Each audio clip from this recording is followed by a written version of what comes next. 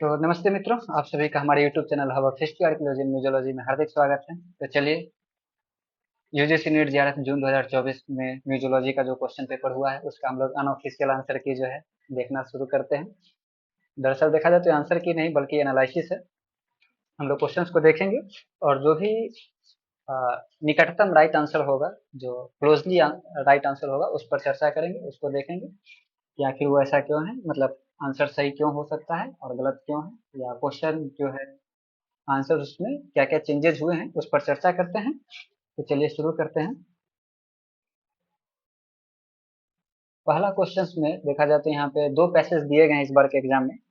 पहले पैसेज में एक प्रकार से जितने जो प्रिजर्वेशन की बात अभी चल रही है, कंजर्वेशन की बात चल रही है, उसे हिस्ट्री से लेके प्रेजेंट तक में जोड़ के देखा गया है और उसी के आधार पर ये क्वेश्चन जो पैसेज है उसको सेलेक्ट किया गया था।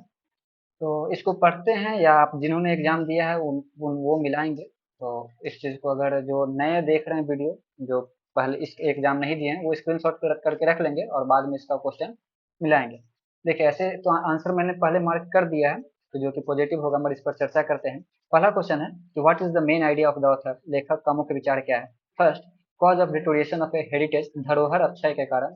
Second, preservation of India's heritage, भारत की धरोहर का परिरक्षण।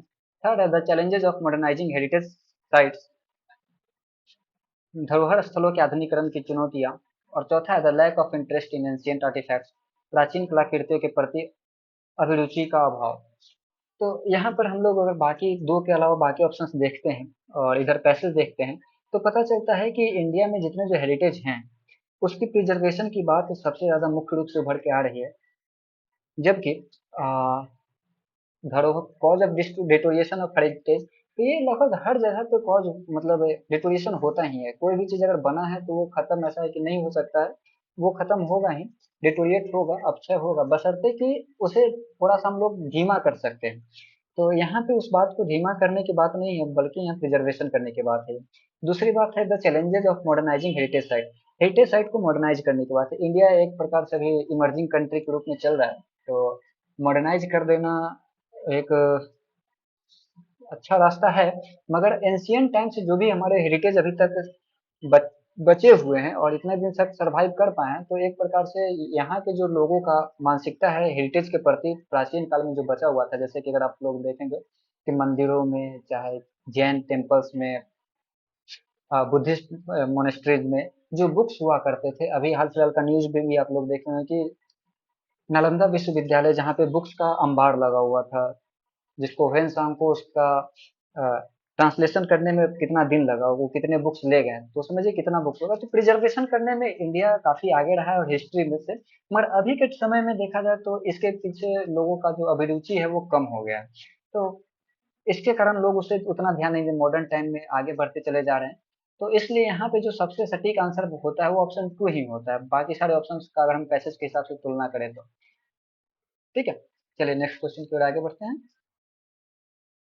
इसका नेक्स्ट क्वेश्चन था according to the passage why do many antiquities deteriorate over time, गद्यांश के अनुसार कालांतर में अनेकों पुरावशेषों का क्षय क्यों हो रहा था। पहला, ड्यू टू नेचुरल डिजास्टर्स, प्राकृतिक आपदाओं के कारण। सेकंड है lack of proper preservation efforts, उचित परिरक्षणों के प्रयास का अभाव। थर्ड है एक्सेसिव हैंडलिंग बाय टूरिस्ट, भारी संख्या में पर्यटकों द्वारा प्रहसन।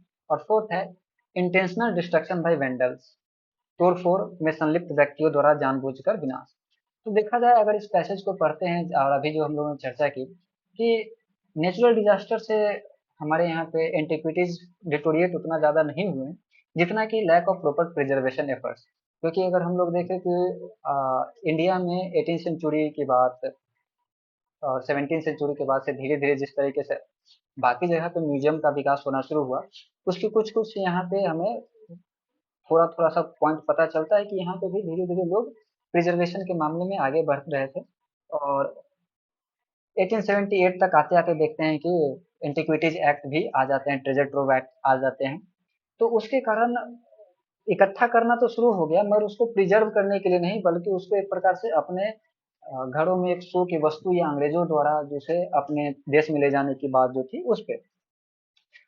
थर्ड पॉइंट पर चर्चा करते हैं कि एक्सेसिव हैंडलिंग बाय टूरिस्ट, तो वो उतना ज़्यादा कारगर नहीं है, क्योंकि टूरिस्ट की संख्या इंडिया में है, मगर उसके कारण हमारे जो हेरिटेज है वो उतना ज़्यादा खराब नहीं हुए, जबकि यहाँ के जो लोग हैं वही ज़्यादा उस पे एक उसका वैल्यू नहीं दे पाना, या उस हेरिटेज को उतना जान नहीं पाना कि आखिर इसका हमारे लाइफ में क्या वैल्यू है, वो भी काफ़ी ज़्यादा एक बड़ा कारण कह सकते हैं। मगर थर्ड पॉइंट उतने ज़्यादा इस क्वेश्चन के हिसाब से फिट नहीं बैठता है।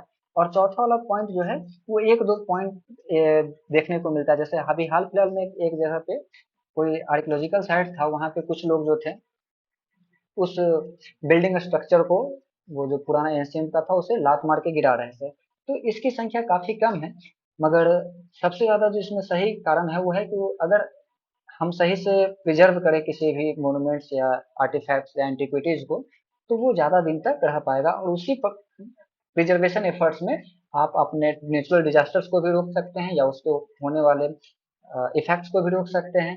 आप टूरिस्ट को भी अच्छे से हैंडल कर सकते हैं, और साथ ही साथ जो इस तरीके के वेंडलाइजेशन का काम करते हैं आप उन्हें भी रोक सकते हैं। दैट्स वाई इसका राइट आंसर जो है ऑप्शन टू होना चाहिए। अब इसका तो आंसर की निकलेगा नहीं यूजीसी नेट के द्वारा, एनटीए के द्वारा, मगर हम लोग जो है इस पर ट्राई कर रहे हैं कि क्या इसका राइट आंसर हो सकता है। चलिए, थर्ड क्वेश्चन है, what is the cited as a major obstacle to India's heritage. भारत की धरोहर के परिरक्षण संरक्षण में निम्नलिखित में से किसे मुख्य बाधा बताया गया है। पहला, lack of available conservation materials, उपलब्ध संरक्षण सामग्रियों का अभाव। सेकंड है the cost of active conservation efforts, सक्रिय संरक्षण प्रयासों की लागत। थर्ड है सरप्लस ऑफ नॉलेज एक्सपर्ट्स, ज्ञान के विशेषज्ञों का आधिक्य। और चौथा है परिरक्षण के प्रयासों में सरकार के हस्तक्षेप। देखा जाए तो ये जो पॉइंट है थर्ड वाला, ये तो ऐसे ही गलत हो जा रहा है कि अगर आपके पास नॉलेज का सरप्लस है तो वो आप कभी पीछे रह ही नहीं सकते। ठीक है। और दूसरी बात है कि हमारा जो आंसर हमने जो सोचा है कि the cost of active conservation efforts, अभी के समय में कंजर्वेशन का प्रोसेस थोड़ा सा कॉस्टली हो चुका है, मगर उस पे ज़्यादा एक प्रकार से सरकारें जो है ध्यान नहीं दे रही है। हमारे पास इंडिया में कंजर्वेशन के लैब जो है काफ़ी कम संख्या में है। तो और जैसा कि हर म्यूजियम के पास एक अपना कंजर्वेशन लैब होना चाहिए, वो भी हर जगह पे नहीं है। और कहीं कहीं पे अगर कंजर्वेशन लैब है भी, तो उसमें मिल भी गया है तो उसमें प्रॉपर तरीके से उसका यूज नहीं हो पा रहा है। तो एक ये भी कारण है। तो ये थर्ड ऑप्शन तो ऐसे ही चला गया। उसके बाद है lack of available conservation material, इसकी कोई कमी नहीं है, हमारे पास कंजर्वेशन मटेरियल्स का भी अच्छा खासा स्टॉक्स हो सकता है या है भी। और इंडिया इतना बड़ा कंट्री है, यहाँ पे किसी चीज की कमी नहीं है। अंबानी अडानी जैसे जैसे बड़े बड़े धनी लोग हैं, तो पैसे की तो कमी का हम लोग यहाँ पे रोना नहीं रो सकते हैं। उसके बाद है गवर्नमेंट इंटरफेरेंस इन प्रिजर्वेशन एफर्ट्स, परीक्षण के प्रयासों में सरकार का हस्तक्षेप। देखिए, प्रिजर्वेशन में गवर्नमेंट इंटरफेयर नहीं कर सकता है, बल्कि एक प्रकार से उसको सपोर्ट नहीं करता है। मतलब अगर उसमें इंटरफेरेंस से ज्यादा इसको वर्ड को देखा जाए तो वहाँ पे सपोर्ट नहीं करता। अगर सपोर्ट करने की बात होती तो इंडिया काफी इस ये सब मामले में, प्रिजर्वेशन के मामले में आगे रहता है। तो ये चारों ऑप्शन देखने के बाद हमें जो है ऑप्शन टू जो है ज्यादा सही लग रहा है। ठीक है। चलिए अब नेक्स्ट क्वेश्चन पर आगे बढ़ते हैं।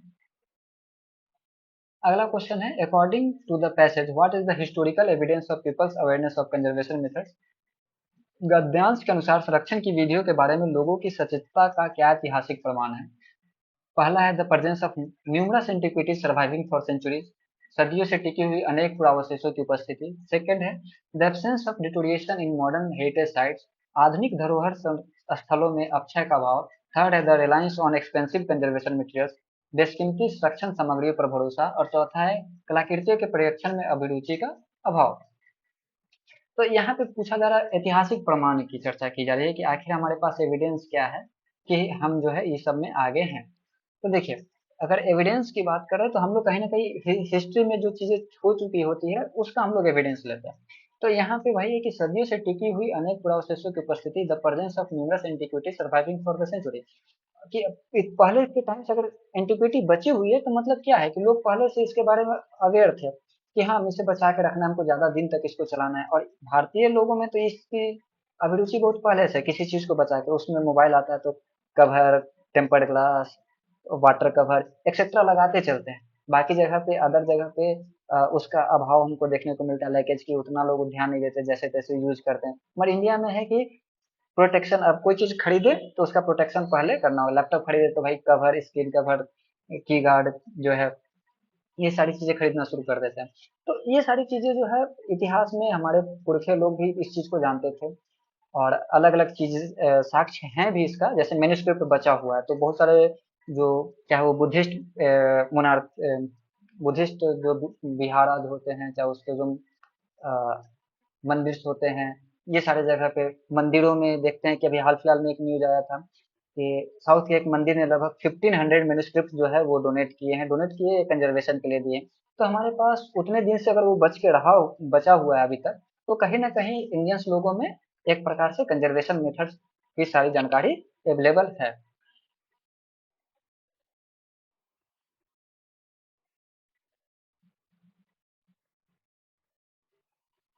अगला क्वेश्चन है, ये भी पैसेज का 56, यहाँ पे आपका जो प्रेजेंटेशन टेक्निक है एग्जीबिशन का, उस पर चर्चा किया गया है कि according to the passage exhibition feature. तो यहाँ पे जो पैसेज अगर हम लोग पढ़ते हैं तो आप लोग वीडियो को मतलब यूट्यूब पे जो देखेंगे वो वीडियो पॉज करके देख लेंगे, और यहाँ पे मैं, आप लोगों ने जो एग्जाम दिया उस, आप लोग अपने क्वेश्चन से मिलाएंगे भी कि यहाँ पे जो सबसे मेनली जो बात की गई है वो आपका बात किया गया टेबल्यू पे, झांकी पे, उसी का पूरा चर्चा यहाँ पे किया गया। तो इसमें ये ज्यादा कोई हार्ड क्वेश्चन था नहीं, ये काफी इजी था, और काफी इजी तरीके से क्वेश्चन पैसेज भी दिया गया था, और काफी इजी तरीके का क्वेश्चन भी पूछा गया है। फिर दूसरा, the catalogue had contribution from, तो इसका भी क्वेश्चन सिंपली तरीके से लिखा गया कि किसने किसने किया है, तो ये ऑप्शन 3 जो है राइट है। अगला क्वेश्चन जो था कि who according to the passage contribute additional materials for the private collection to the extension of way side scenes describe the passage, गद्यांश के अनुसार निम्नांकित में से किसने गद्यांश में यथावर्णित सड़क के किनारे की प्रदर्शनी में अपने निजी संग्रह से अतिरिक्त सामग्री को संयोजित किया था। इसका भी आंसर जो था वो पैसेज में डायरेक्टली था, वो हाकुसा जो है उन्होंने दिया। तो 4 ऑप्शन सही है। अगला क्वेश्चन, इसमें थोड़ा सा दिक्कत था कि what is the primary focus of the exhibition designed by Satish Sood, कि सतीश सूद द्वारा अभिकल्पित प्रदर्शनी में प्रमुख किन चीजों पर फोकस किया गया। पहला है फोक म्यूजिक ट्रेडिशन, लोक संगीत परंपरा। दूसरा है ट्राइबल क्लोथिंग स्टाइल, जनजातीय वेशभूषा की शैली। थर्ड है religious practice in Rajasthan, Gujarat and Madhya Pradesh. और चौथा architectural landmark in ritual village, ग्रामीण क्षेत्रों में वास्तुकलात्मक सीमा चिन्ह।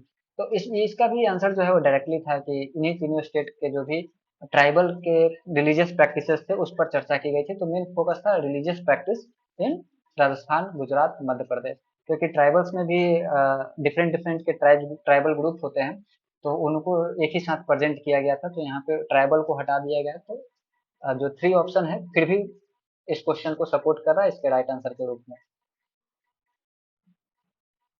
अगला क्वेश्चन है, how did Vivekananda photographs contribute to exhibition experience, Vivekananda के फोटोग्राफ की प्रदर्शनी के अनुभव में क्या अंशदान रहा। पहला, दे सर्व एज इंफॉर्मेशन पैनल, इससे इनसे सूचना पैनल प्राप्त हुआ। सेकंड है, दे प्रोवाइडेड एडिशनल रिचुअल पैराफर्निलिया, मैं ये बोल नहीं पा रहा हूँ, ठीक है, इसके अतिरिक्त रीति रिवाज के साजो सामान प्राप्त हुए। थर्ड है, they showcased the diversity of way side shrine, इनसे रास्तों के किनारों की समाधियों की विविधता प्रदर्शित होती थी। और चौथा, they highlighted the design aspect of the exhibition, ये प्रदर्शनी के अभिकल्प और संबंधित पहलुओं को उजागर करते थे। जब मैं इसका पैसेज पढ़ रहा था तो इसमें कुछ कुछ जो पॉइंट है, जैसे कि ऑप्शन 2 भी सही लग रहे थे, ऑप्शन 4 भी सही लग रहे थे, ऑप्शन 3 भी कुछ कुछ जो है उस आंसर क्वेश्चन को टच कर रहा था राइट आंसर के रूप में। मगर टैबल्यू जो है वो, अगर आप जानते होंगे कि ऑब्जेक्ट्स जो होते हैं, डिस्प्ले होते हैं, वही कम्युनिकेट करते हैं, जबकि जो लेबल होते हैं उसको एक सपोर्ट प्रदान करते हैं, उसके एक इंफॉर्मेशन पैनल के रूप में वर्क करते हैं। तो जब मैं एग्जीबिशन का थोड़ा सा इसके बारे में पढ़ना शुरू किया तब पता चला कि ऑप्शन 1 जो है यहाँ पे राइट होना चाहिए। अगर आंसर की निकलता है तो मुझे लगता है कि ऑप्शन 1 यहाँ पे राइट होगा, क्योंकि अगर पिक्चर्स लगे हुए हैं किसी टैबल्यू के नीचे तो वो एक प्रकार के लेबल की तरह काम करते हैं, या जो चीजें छूट गई होती हैं उस पूरे टैबल्यू में, उस पार्ट को भी एक प्रकार से दिखाने का काम करते हैं। तो जस्ट लाइक दैट, ये सारी चीजों को एनालिसिस के आधार पर जब मैं एनालिसिस किया तो वो ऑप्शन 1 जो है सही लगा। चलिए नेक्स्ट क्वेश्चन की ओर आगे बढ़ते हैं। क्वेश्चन नंबर 61, ये सिंपल सा क्वेश्चन था। ये मैंने पीवाईक्यू में भी कराया था, मेरे यूट्यूब पे भी जो डाला और जो क्लासेस में करवाए थे उसमें भी इस पे काफी चर्चा किए थे। तो इसका आंसर जो ऑप्शन 2 है वो बिल्कुल राइट है कि लॉजिकल मैथमेटिकल में आप एबल टू रीजन की आप पेपर वन में भी बनाते हैं तो लॉजिकल रीजनिंग, मैथमेटिकल रीजनिंग, उसमें यही होता है कि आप किसी चीज को, तर्क को समझने में सक्षम है कि नहीं, ऐसा क्यों हो रहा है। इंटरपर्सनल मतलब दूसरे की बात, और इंट्रा में अंदर की बात। इंट्रा पर्सनल मतलब भगवान बुद्ध। इंटरपर्सनल हम लोग दूसरे की एक चुगली करते चलते हैं या एक दूसरे की बुराई करते चलते हैं, तो वो आपका इंटरपर्सनल हो गया कि दूसरे को अच्छे से जान जाते हैं, तो उसके बारे में मतलब बताना शुरू कर सकते हैं। और विजुअल स्पेटियल में आपका able to draw, drawing, paintings की बात होती है विजुअल स्पेटियल में। तो इस प्रकार से देखा जाए तो ए का 3, बी का 1, सी का 4 और डी का 2 आपका ऑप्शन 2 में है। तो ये कंफर्म 2 राइट इसका आंसर होगा। अगला क्वेश्चन में भी आपका इक्विपमेंट और यूज इन इंस्ट्रूमेंट दिया गया है कि कहाँ पे इसका यूज करना है। तो हाइग्रोमीटर जो है वो हम लोग आरएचओ से मेजर करते हैं। लक्स मीटर से लाइट इंटेंसिटी, इसका तो डायरेक्टली जो आंसर है वो आपका एक ऑप्शन लक्स मीटर निकालते हैं तो आपका बी का 4, आपको दो ऑप्शन में 3 और 2 में देखने, 2 और 3 में देखने को मिलता है। हाइग्रोमीटर ए का 3 जो कि ऑप्शन 2 और 3 दोनों में है। तो बचता है सी और डी 1, इस दोनों को। साइक्रोमीटर जो है देखते हैं कि उसमें डबल थर्मामीटर होता है, तो वहां से आरएच और टेम्परेचर दोनों मेजर करते हैं, तो सी का 1 हो जाएगा जो कि आपका ऑप्शन 3 में है। और डाटा लॉगर जो हम डाटा टाइम टाइम पे आरएच और टेम्परेचर में जो चेंजेस होते रहते हैं उसको जब हम लोग एंट्री करते हैं, डाटा बनाते हैं, तो आपका डाटा लॉगर में। तो ये एक प्रकार से इसका भी कोई ज्यादा हार्ड क्वेश्चन नहीं था, ये इजी क्वेश्चन के पार्ट में था। हाँ, ये थोड़ा सा क्वेश्चन मॉडरेट लेवल कह सकते हैं या थोड़ा सा हाई है इसको समझने वाले, मगर इसमें भी ऑप्शंस का जो इस तरीके से दिया गया था कि इसको निकाल पाना, आंसर दे पाना थोड़ा सा कठिन हो सकता है। कि यहाँ पे सेंसिटिविटी टू लाइट, कि कौन सबसे ज्यादा सेंसिबल है लाइट के लिए। तो अगर बात करते हैं प्लांट एक्सट्रैक्ट या उसके जो डाई होते हैं जो कि खासकर लेग पिगमेंट से बने होते हैं, तो वो जल्दी लाइट के प्रभाव के कारण उनका जो कलर है वो जल्दी खराब हो जाता है या उस पर लाइट का इफेक्ट पूरी तरीके से दिखना शुरू हो जाता है। तो ये काफी सेंसिटिव होते हैं, डेट्स वाई इसको 50 लक्स के अंदर में टेक्सटाइल को रखा जाता है। तो आपका ये हो गया। मीडियम की बात करते हैं तो मीडियम में अली जड़ी, जो कि आप मैरिड डेड जानते हैं, जो तुर्किश टोपी होता है, अगर आइसक्रीम खाने जाते होंगे तो देखते हैं तुर्किश टोपी पहन के वो लोग सर्व कर रहे होते हैं। तो उस टोपी को डाई करने में यही अलीजेरिन जो मदर रेड होता है उसका यूज किया जाता है। एक प्रकार का एक पिगमेंट है या कह सकते हैं डाई है, तो वो वहाँ पे यूज होगा। और अगर लो की बात करते हैं जिसमें लाइट से कम सेंसिटेशन है, सेंसिटिव है, तो आपका इंडिगो ऑन वूल, मतलब कि अगर किसी वूल को हम लोग इंडिगो कलर से डाई किया हुआ रहता है उस पे। और उसके बाद सबसे जो एकदम जिस पर लाइट का बिल्कुल असर नहीं पड़ता वो आपका आ जाता है स्टेन ग्लास, जो कि रंगीन कलर का है। तो उस पे जैसे कि कोई चर्च में देखते होंगे कि अलग अलग कलर के जो ग्लासेज गोथिक शैली के बिल्डिंग्स में हम लोग को ज्यादा देखने को मिलता है, तो उस पर लाइट का प्रभाव बिल्कुल ही नहीं पड़ता है। तो दैट्स वाई बी का जो है वो आपका 4 हो जाएगा। एक एक आपका 3 हो जाएगा, बी का आपका 1 हो जाएगा और सी का 2 हो जाएगा जो कि आपका ऑप्शन 2 में है। तो ये थोड़ा सा मॉडरेट लेवल का क्वेश्चन था। मॉडरेट क्या कह सकते हैं कि मॉडरेट से ऊपर और हाई से थोड़ा सा कम, क्योंकि कुछ कुछ चीजें जो थी वो डायरेक्टली दिख रही थी, तो वहां से ऑप्शन को निकाला जा सकता था।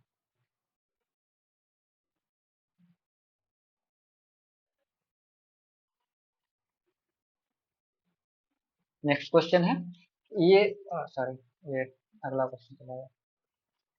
नेक्स्ट क्वेश्चन है यहाँ पे कि हम जो स्पेसिमेन कंजर्व करके रखते हैं उसमें किस किस प्रकार से उसका स्पेसिमेन लेते हैं और उसका मेथड क्या है प्रिजर्वेशन का।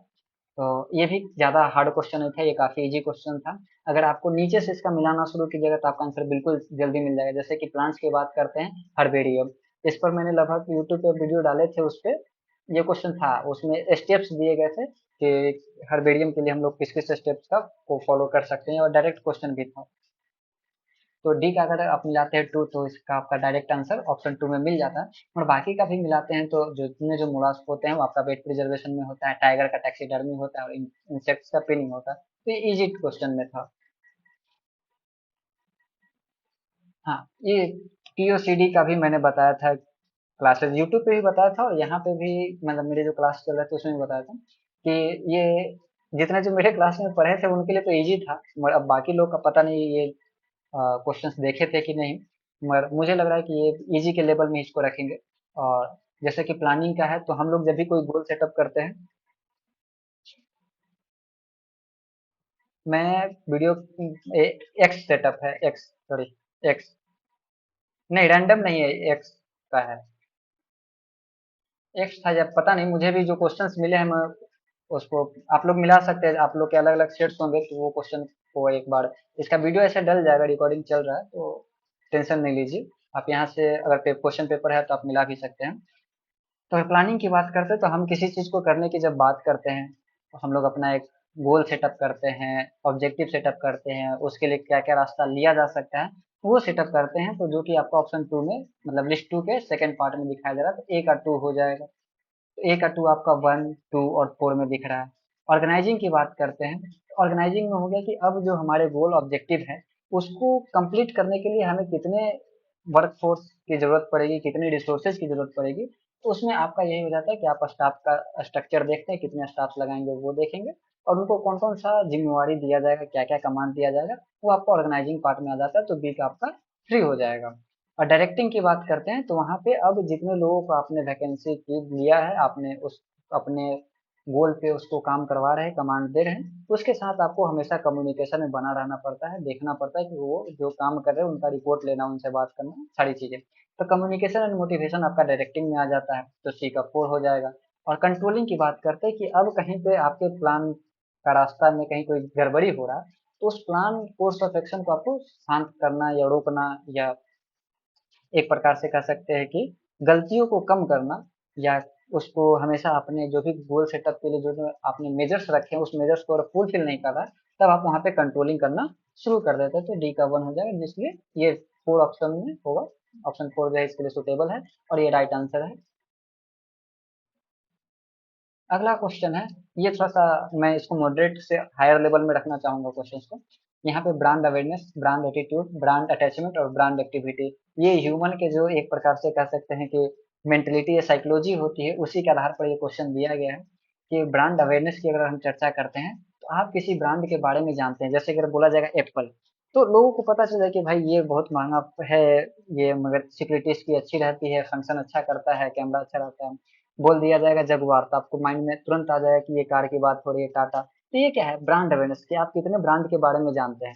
जूडियो की चर्चा कर लेंगे तो बहुत सारे लोग, भाई बहुत सस्ता कपड़ा मिलता है वहां पे। तो ये क्या हो गया कि ब्रांड अवेयरनेस, आप कितने ब्रांड को जान रहे हैं। तो इसके लिए देखा जाए कि the extent and is with each customer recall and recognise a brand, कि जिस सीमा तक और जिस सुगमता से ग्राहक किसी ब्रांड को स्मरण करे कर उसे पहचानते हैं, तो ये आपका हो गया कि ब्रांड अवेयरनेस। दूसरे की अगर बात करते हैं ब्रांड एटीट्यूड की, तो वहां पे है कि आप उस पूरे ब्रांड के बारे में देखते हैं कि आखिर ब्रांड है कैसा, कि महंगा है तो किस तरीके का है, सस्ता है तो किस तरीके का है, आखिर ये जो है हमें लेना चाहिए नहीं लेना चाहिए, दिखावा करना है कि नहीं करना है। जैसे बहुत सारे अभी के समय में तो एप्पल लोग, अधिकतर लोग इस तरीके से लेते हैं कि दिखावा करना है, मगर बहुत सारे जो एप्पल लेना शुरू किए थे उसकी रिलायबिलिटी अच्छी खासी थी, तो उसका एवेल्युएशन जब हुआ तो पता चला कि ये अच्छा है, तो वो आपका हो जाता है ब्रांड एटीट्यूड। तीसरा है ब्रांड अटैचमेंट, कि आप उससे कितना अटैच्ड हैं। बहुत सारे लोग होते हैं कि उनका एक खास ब्रांड होता है, कि उस ब्रांड के अलावा वो दूसरे ब्रांड का ना कपड़ा पहनेंगे, या हो सकता है किसी को कोई कार, जैसे थार बहुत सारे लोगों को पसंद होता है कि भाई लेंगे तो थार ही लेंगे, दूसरा कुछ नहीं लेंगे। तो ये हो गया कि आप कितना उसके लिए डेडिकेटेड हैं, कि बाकी चीज में लाख फैसिलिटी और उसमें अलग अलग चीजें दे दे, उस पैसे भी कम ले, मगर आप भाई पैसा ज्यादा लगेगा मगर चाहिए तो मुझे भाई, तो वो आपका लॉयल्टी दिखाता है, वो ब्रांड के साथ आपका अटैचमेंट दिखाता है। और उसके बाद आ जाता है ब्रांड एक्टिविटी, कि आप किस तरीके से उस ब्रांड के कस्टमर का मतलब वो प्रयोग करते हैं, कि आप किस तरीके से ग्राहक और जो ब्रांड है वो एक दूसरे के साथ मैचअप कर रहा है, तो वो आपका कहीं ना कहीं डी का थ्री हो जाएगा, जो कि ऑप्शन वन में है। तो आप जिन लोगों का होगा वो टिक कर सकते हैं। अगला क्वेश्चन है प्रोडक्ट क्वालिटी एट्रीब्यूट्स और मीनिंग। तो ये भी थोड़ा सा क्वेश्चन जो है मॉडरेट लेवल का है। पहला है परफॉर्मेंस, कि आपका कार्य निष्पादन कैसा है। तो आप परफॉर्मेंस किस तरीके से देखते हैं, कि आपने कोई सामान खरीदा और उसका यूज करना शुरू किया, और यूज करते करते आप देखते हैं कि नहीं भाई ये जो हम जैसा सोचे थे उसी तरीके का ये वर्क कर रहा है, तो वो आपका परफॉर्मेंस हो गया। तो यहाँ पे ऑप्शन थ्री जो है कि level eight which the primary characteristics of the products operate, कि वो शुरुआत में ही हमको जैसा उसका काम दिखता है तो वो आप उसका परफॉर्मेंस बोलते हैं कि आप अच्छा परफॉर्मेंस है। दूसरा है कॉन्फॉर्मेंस क्वालिटी, ठीक है। तो या हिंदी में बोले तो अनुरूपता का गुण। तो ये देखेंगे कि आप जो चीज़ डिमांड कर रहे हैं कि मुझे इस तरीके का चाहिए, मुझे इस तरीके का इसमें स्पेसिफिकेशन चाहिए और मुझे ये काम करना है, तो ये मिलेगा कि नहीं। जैसे कि आप लैपटॉप खरीदने जाते हैं तो आप पूछता है कि आप लैपटॉप करना क्या चाहते हैं, कि आप लैपटॉप का डिमांड क्यों कर रहे हैं, आपको नॉर्मल चलाना है, कोडिंग करना है, या आपको वीडियो एडिटिंग करना है, या गेम खेलना है। उसके हिसाब से वो आपको एक प्रकार से लैपटॉप का रिकमेंड करता है। तो यहाँ पे वही है कि कॉन्फॉर्मेंस क्वालिटी में कि आपको एक जो प्रोडक्ट है वो आपके स्पेसिफिकेशन का मैच करने वाला है या नहीं। अगर हम बात करते हैं स्टाइल एंड डिजाइन की, तो ये तो कोई बताने वाली बात नहीं है, इसमें तो जैसा क्वालिटी ऊपर से दिखने में वैसा लगता है उसी की चर्चा होती है। और रिलायबिलिटी की बात करते हैं अगर डी की, तो वहाँ पे है कि आपका आपका जो प्रोडक्ट है वो कितने टाइम तक चलता है और बिना किसी प्रॉब्लम के चल पाता है। और वो लंबे टाइम के लिए चाइनीज सामान की तरह होता है ना, कि चाइनीज सामान हम लोग क्यों नहीं जल्दी लेना चाहते, बोलते हैं कि भाई चलेगा तो शाम तक चलेगा, नहीं तो शाम तक चलेगा। तो उसका जो परफॉर्मेंस ओवर टाइम है कंसिस्टेंसी का, वो नहीं है उतना। तो दैट्स वाई वहां पे आ जाता है रिलायबिलिटी, हमारा विश्वास विश्वास उस पर बनता नहीं है ज्यादा। दैट्स वाई यहाँ पे जो राइट आंसर हो सकता है ये वो आपका 4 है या होना चाहिए। अगला है आपका सेवरेबिलिटी, डोमेन, सिन्यू और मोन्यूमेंट्स। लिस्ट टू में है the wildlife protection act, the Venice charter, convention for the safeguarding of the intangible cultural heritage और राइट टू इंफॉर्मेशन एक्ट। देखिए यहाँ पे जो ये क्वेश्चन है इसको मैं हायर लेवल पे रखूंगा, क्योंकि इसके जो वर्ड्स चूज किए गए हैं वो हर लोगों को ध्यान में आ नहीं सकता। और एक प्रकार से कहा जाए कि इस क्वेश्चन को शशि थरूर ने सेटअप किया है, क्योंकि जो वर्ड उठाए हैं वो काफी चुन चुन के उठाए हैं। देखिए सेवरेबिलिटी की बात किया जाए तो वहां पे है कि आप किसी को सर्व के लिए लॉ के लिए बाउंड है कि आपको वो काम करना है या वो इंफॉर्मेशन देना है। तो यहाँ पे आ जाएगा राइट टू इंफॉर्मेशन एक्ट। अगर आप भी इसका सेवरेबिलिटी का गूगल हिंदी में सर्च कीजिएगा तो आप कुछ इसी प्रकार का बताएगा कि ये आप एक लॉ या एक पॉलिसीज या एक प्रकार से rules and term and condition उससे रिलेटेड है, तो आपका राइट टू इंफॉर्मेशन एक्ट से जुड़ रहा है। डोमेन की बात करते हैं तो डोमेन जो है आपका ये इंटेंजिबल कल्चरल हेरिटेज। जैसे कि अगर हम म्यूजियोलॉजी के हैं तो हम म्यूजियोलॉजी के बारे में ज्यादा जानेंगे, कोई हिस्ट्री का है हिस्ट्री का जानेगा, कोई किसी अलग कल्चर का है तो वो उस कल्चर के बारे में जानेगा कि उसके कल्चर में क्या है।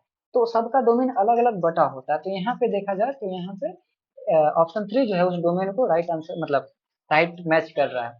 उसके बाद सिन्यू की बात करते हैं तो ये वाइल्ड लाइफ प्रोटेक्शन एक्ट, जो भी वाइल्ड लाइफ के जानवर होते हैं, जो भी जान उनका जब बॉडी पार्ट्स, चाहे उनके इंटरनल बॉडी पार्ट्स हो चाहे एक्सटर्नल, वो सारी चीजों को यहाँ पे सिन्यू के रूप में बताया गया है। तो वो आपका वाइल्ड लाइफ प्रोटेक्शन एक्ट से जुड़ा हुआ है। और मोनूमेंट्स पर वेनिस चार्टर वहीं से शुरू होता है। तो मोनूमेंट्स का प्रिजर्वेशन के लिए जो आंदोलन है, तो इस प्रकार से डी का 2 हो जाएगा, जो कि आपका ऑप्शन 4 में है। तो इस प्रकार से देख सकते हैं कि अगर आप लोगों ने मिलाया है तो बिल्कुल सही। अगले क्वेश्चन पर आगे बढ़ते हैं।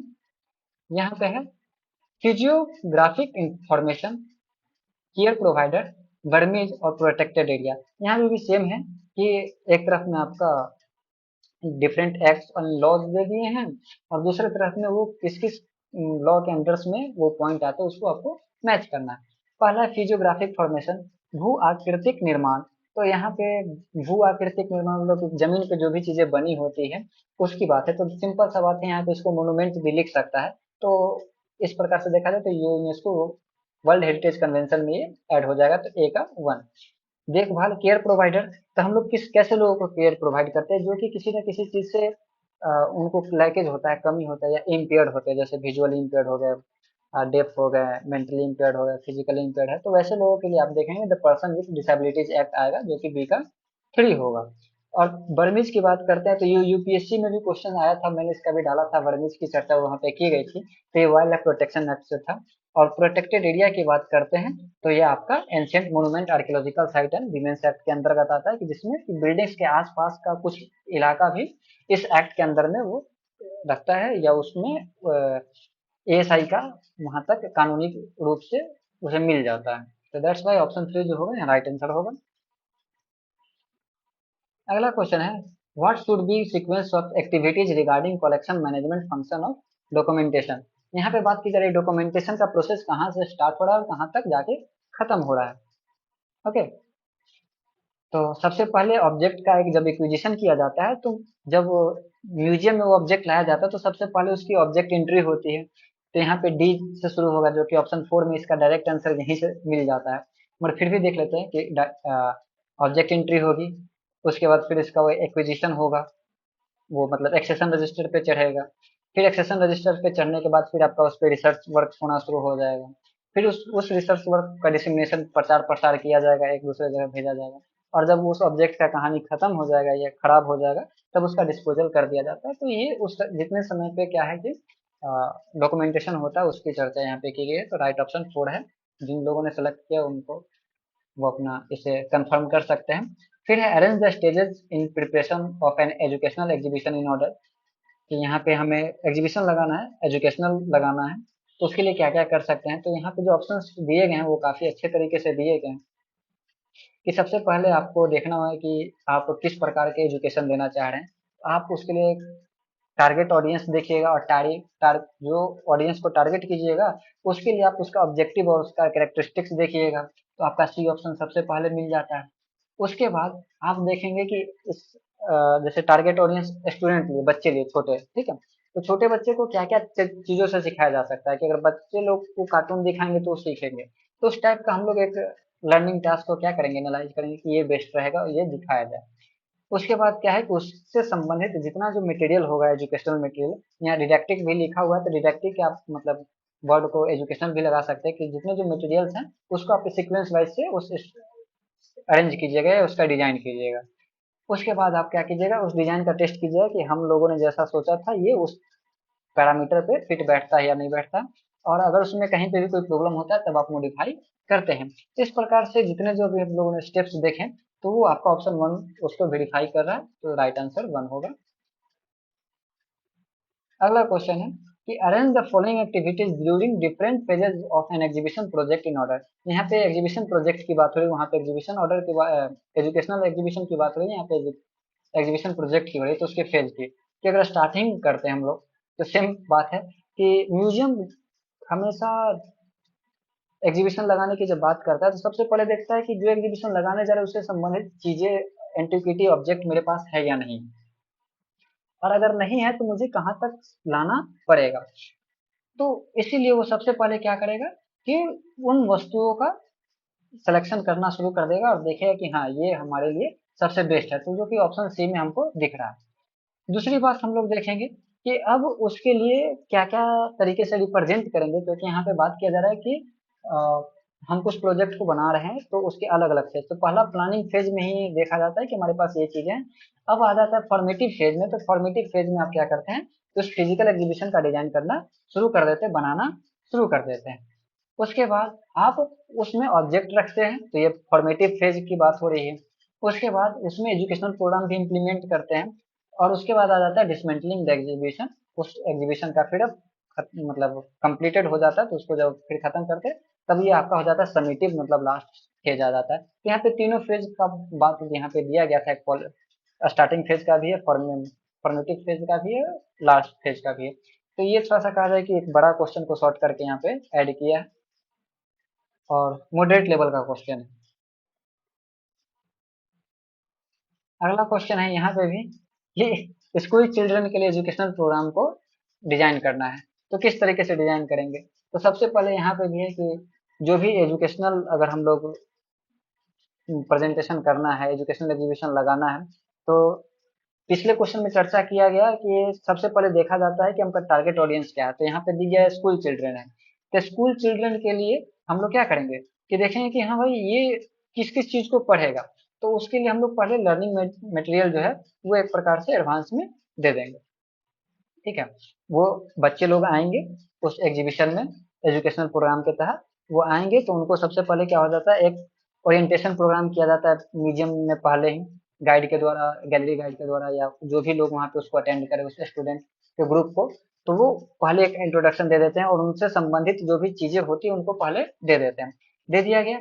उसके बाद फिर क्या है कि उनको थोड़ा सा टाइम दिया जाता है कि वो वहाँ पे एडजस्ट हो जाए, और तब उनको फिर जैसे लाइन लगवा देना हुआ, चाहे ग्रुप में बांट देना हुआ, तो वो एडजस्टिंग का प्रोसेस हो गया। उसके बाद क्या है कि अब उनको एक दिया जाए कि हाँ भाई चलो अब यहाँ से फर्स्ट हैंड एक्सपीरियंस उनके माइंड में देना शुरू किया जाता है कि चलो देखते चले, और गैलरी में जो भी चीजें उनको बताई जाना शुरू की जाती है, बताया जाना शुरू कर दिया जाता है। उसके बाद क्या हो जाता है कि सब बता देते हैं और टाइम बच जाता है, तो उनके बाद बच्चों को दे दिया जाता है कि भाई तुम ये अकेले भी जाके घूम के देख सकते हो, जान सकते हो। तो बच्चे लोग वहां फिर अकेले भी जाते हैं घूमने, तो वो एक प्रकार से उनको मौका मिलता है। उसके बाद ऐसे बीच में तो और भी पार्ट्स हैं कि उससे फिर कुछ क्विज करवाया जाता है या अलग अलग क्वेश्चनरीज करवाया जाता है, तो ये सारी चीजें। मगर यहाँ पे बोला जा रहा है कि भाई अकेले घूमो, देखो, फ्री हो। और उसके बाद लास्ट में सारे जब प्रोग्राम खत्म हो जाते हैं, जब बच्चे लोग को वापस स्कूल में जाना होता है, तब वहाँ पे क्या है कि पूरे प्रोग्राम का इवेल्युएशन होता है, जो कि ऑप्शन 3 में फिट बैठ रहा है, तो राइट आंसर 3 होना चाहिए। अगला क्वेश्चन है, arrange the steps involve in setting up programme for adult group in a museum in order. Same condition है, अब यहाँ पे स्कूली बच्चे छोड़ के अब ऊपर वाले हो गए, बूढ़े लोग। तो बूढ़े लोग के लिए हम लोग सबसे पहले क्या होता है कि देखिए, यहाँ पर स्टार्टिंग से लेके एंडिंग तक का सारे चीजों को एक साथ मिला के क्वेश्चन को दे रहा है। तो वो आपका प्लानिंग का भी फेज है, फॉर्मेशन का भी फेज है, और लास्ट में कंक्लूजन का भी फेज है। तो आपको ये सारी चीजों को देखना होगा कि कहाँ कहाँ से किस किस फेज को उठाया गया और कौन किस किस फेज का हो सकता है। पॉलिसी मेकिंग और फॉर्मेटिंग फेज और आपका कंक्लूजन, इस फेज को अगर छांट लेते हैं तो आपको मतलब उसको अलग अलग बांट लेते हैं तो आपको आसानी हो जाएगा। सबसे पहले यहाँ पे है कि हम उसका प्लानिंग करेंगे, तो यहाँ प्लानिंग वर्ड जो है आपका सी में पहले दिख रहा है, तो सी आपका फर्स्ट चॉइस हो गया। उसके बाद देखते हैं कि उस जैसे भी बताया कि बच्चे जिस टाइप का टारगेट ऑडियंस रहेगा उस टाइप का हम लोग ऑब्जेक्ट देखेंगे या उस टाइप का मटेरियल हम लोग ढूंढेंगे। तो डायग्नोस नीड्स, तो ये सी के बाद ये आ गया। उसके बाद देखेंगे कि आखिर ऑब्जेक्टिव्स क्या है, कि हमको अगर बूढ़े लोग को पढ़ाना है तो उनको क्या क्या चीज पढ़ाना है। अब उन चीजों के लिए हम लोग किस तरीके से उसका ऑब्जेक्टिव सेट करेंगे, तो सी ए के बाद ई आ जाएगा। वेट ए मिनट, इसका कुछ कुछ मुझे जो लग रहा है कि यहाँ पे थोड़ा सा का चेंजेज हो सकता है कि हाँ, सी के बाद ई, ठीक है। सी के बाद ई अगर रखेंगे तो यहाँ पे जो ऑप्शन 3 जो है वो फिट नहीं बैठेगा। बहुत सारे लोग बोलेंगे कि सर जी या आप जो बता रहे हैं कि सबसे पहले हम म्यूचुअल प्लानिंग करेंगे उसके बाद फॉर्मुलेट करेंगे, तो यहाँ पे गड़बड़ नहीं कीजिएगा ई और ए के बीच में, क्योंकि ऑप्शन के हिसाब से अगर देखा जाए तो सी ई ए जहाँ पे है वहाँ पे लास्ट में डी है, plan sequential design of learning activities. वो लास्ट में हो ही नहीं सकता, लास्ट में होगा कि conduct the learning experience, last में उसको एक्सपीरियंस करवाना होता है, दैट्स वाई बी सबसे लास्ट में होगा। तो एक दो तरीके से अगर आप मैंने मेरा जो बताने का ध्येय है या बताना मैं चाह रहा हूँ कि आप पहले स्टार्टिंग फेज से और एंडिंग फेज को छांट लेते हैं कि एग्जीबिशन में कौन कौन से किस फेज में है, तो आपको आसानी से पता चल जाए कि आंसर क्या है। तो सी वाला फेज सबसे पहला इंगेज म्यूचुअल प्लानिंग, प्लानिंग का पहला, और लास्ट में कंडक्ट द लर्निंग एक्सपीरियंस जो कि सबसे कंक्लूजन का पार्ट है, तो ऑप्शन बी। तो हमको डायरेक्ट आंसर तो ऐसे ही मिल गया, और बीच में भी जो पार्ट है वो सेम सिचुएशन सबके तरफ है, तो आप इसको अरेंज भी इस तरीके से कर सकते हैं। फोर आंसर ही होगा यहाँ पे। ये सारे जो मेथड्स होते हैं वो एग्जाम में काफी हेल्पफुल होते हैं कि आप उसे कम टाइम में ज्यादा से ज्यादा क्वेश्चन को टिक कर सकते हैं या उसका एक एक्यूरेट आंसर निकाल निकाल सकते हैं। अब है arrange the following according to the life cycle of insect. ये काफी इजी क्वेश्चन है, ये इसका ऑप्शन बी टू जो है बिल्कुल सही, क्योंकि एक लार्वा प्यूपा और एडल्ट इसी तरीके से चलता है, इसमें कोई बताने वाली चीज है नहीं। अगला क्वेश्चन है, arrange the sequential the sequence the general steps involve in the treatment of metal object having bronze disease using the zinc dust method developed by NRLC. अब यहाँ पे एनआरएलसी के द्वारा बताए गए, तो इसमें भी कोई ज्यादा स्टेप हार्ड स्टेप नहीं था, या उसमें जो अरेंज करने के लिए दिया गया वो भी, इसमें भी स्टार्टिंग से लेके आप एंडिंग तक में कीजिएगा तो आपको आंसर जो है सबसे जल्दी निकल जाएगा। सबसे पहले कोई भी ऑब्जेक्ट मिलता है तो क्या कर लेते हैं, क्लीनिंग कर लेते हैं, तो आपका ए स्टार्टिंग, और सबसे लास्ट में क्या होता है, सिक्स, मतलब उसका फिनिशिंग करते हैं, तो वो आपका हो जाता है बी सबसे लास्ट पार्ट। और सबसे स्टार्टिंग और सबसे लास्ट पार्ट जो ऑप्शन 4 में है उसके अलावा और कहीं है नहीं, तो ये आपका राइट आंसर ऐसे ही निकल जाता है। तो बाकी 20 का तो किसी तरीके से भी अरेंज हो, आगे पीछे उतना लोड नहीं मिलेगा। क्वेश्चन बनाने का जो नेक्स्ट एग्जाम में है, इस तरीके से भी आप लोग एक बार ट्राई कर सकते हैं, और आंसर चूज करने के बाद जब उसको एक बार मिला लेंगे तो आपको एक प्रकार से कंफर्मेशन हो जाए कि नहीं भाई मैंने इस जो आंसर चूज किया वो सही किया है। ये मेरा मेथड है, मैं इस तरीके से ज्यादा क्वेश्चन बनाना पसंद करता हूँ, जबकि पूरे क्वेश्चन को एक बार पढ़ने के बजाय पहले आंसर चूज कर लेता हूँ, उसके बाद फिर बनाने की कोशिश करता हूँ जो कि उस क्राइटेरिया को फुलफिल करता है। फिर है what is the correct sequence to describe the process of copper collision in wet and humid environment, कि क्या यहाँ पे भी सेम चीज है कि किस तरीके से आपको कॉपर में जंग लगता है, डिटोरिएशन होता है, जिसमें कोलिजन होता है, उसकी चर्चा की गई है। तो सबसे पहले जो है कि केमिकल, पहला जो ये है कि chemical reaction between the copper surface and oxygen in the presence of water vapour to form copper oxide. ठीक है। फिर है observe absorption of water molecule onto the surface of copper metal। तीसरा है formation of copper hydroxide and copper carbonate on the surface of the copper metal। फिर है चौथा D penetration of water molecule into microscopic defects in और imperfection in the copper surface। और ई है dissolution of copper ions from the copper metal surface into the surrounding moisture। देखा देखा जाए तो यहाँ पे सबसे पहले क्या होगा, इसमें सबसे पहले क्या होगा कि अगर आपको लग रहा है कि absorption of water molecule into surface of the copper metal, वो ऑप्शन में है ही नहीं कहीं पे स्टार्टिंग फेज में। तो जब पांचों ऑप्शंस को देखते हैं ए बी सी डी ई को, तो यहाँ पे डी जो है सबसे बेस्ट लग रहा है कि penetration of water molecule into microscopic defects on imperfections in water surface, copper surface, कि कॉपर सरफेस में जो पानी पड़ता है उसी चीज को यहाँ पे बोल दिया कि पेनिट्रेशन कर रहा है। ठीक है। और वो भी आणविक दृष्टि से, मतलब हम लोग को जनरली आंखों से दिख नहीं रहा। ठीक है। तो जब वाटर मॉलिक्यूल जो है वो कॉपर पे आया, तो वो आपका स्टार्ट वहां से रिएक्शन करना शुरू करेगा। तो रिएक्शन करने वाला ऑप्शन जो है आपका ऑप्शन ए है। ठीक है। तो डी के बाद ए जो है आपका वन ऑप्शन में दिख रहा है कि chemical reaction between copper surface in the presence of water vapour to form copper oxide. मगर एक चीज ये भी देखिएगा कि formation of copper hydroxide and copper carbonate on the surface of copper metal, ये कॉपर हाइड्रोक्साइड और कॉपर कार्बोनेट कब बनता है, जब वो पूरा कोलिजन करना शुरू कर देता है तब। तो ये सबसे लास्ट में होगा, सी जो होगा सबसे लास्ट में हो जाएगा। तो डी से स्टार्ट हो रहा है, सी पे जा रहा है, जो कि ऑप्शन टू में दिख रहा है। अगर ऐसे मैच करने जाइएगा सीरीज वाइज से, तो आपको काफी लेट लगेगा एग्जाम में। और अब इस बार तो मैं देखा एग्जाम में कि एक बगल का स्टूडेंट जो है, मैं इस बार तो आर्कियोलॉजी से दिया, तो बगल का आर्कियोलॉजी का स्टूडेंट, वो लगभग 25 क्वेश्चन उसका ब्लैंक चला गया। रीजन क्या है कि वो काफी टाइम वो क्वेश्चन को सॉल्व करने में ले रहा था, जबकि वो है आर्कियोलॉजी का है। बाकी लोग आधा घंटा 15 मिनट पहले बना के बैठे हुए थे, और उसका 25 क्वेश्चन बचा हुआ था भरने के लिए। उसका टाइम कंट्रोल क्या था वो पता नहीं। तो आप क्या है कि सबसे पहले इस तरीके से, क्योंकि यहाँ पे आपको ज्ञान नहीं दिखाना है कि आप कितना ज्ञानी है, यहाँ पे है कि ऑप्शन कौन सा सही है वो चूज करके दिखा देना, आपको आता हो या नहीं आता हो। तो कि कम भी जान के भी आप इसको अच्छे से कर सकते हैं। तो इसका जो राइट आंसर है वो ऑप्शन टू होना चाहिए, होगा। अगला क्वेश्चन है, ये क्वेश्चन थोड़ा सा नया था और सबसे एक प्रकार से कहा जाए कि नया है, तो हार्ड को कह सकते हैं, कि फ्रेस्को बर्नर टेक्निक को डिफरेंट ऑर्डर में सजाना। पहले क्या होता था कि पेंटिंग से क्वेश्चन आते थे, इस बार जो क्वेश्चन है वो आपका फ्रेस्को बोनो से आया है।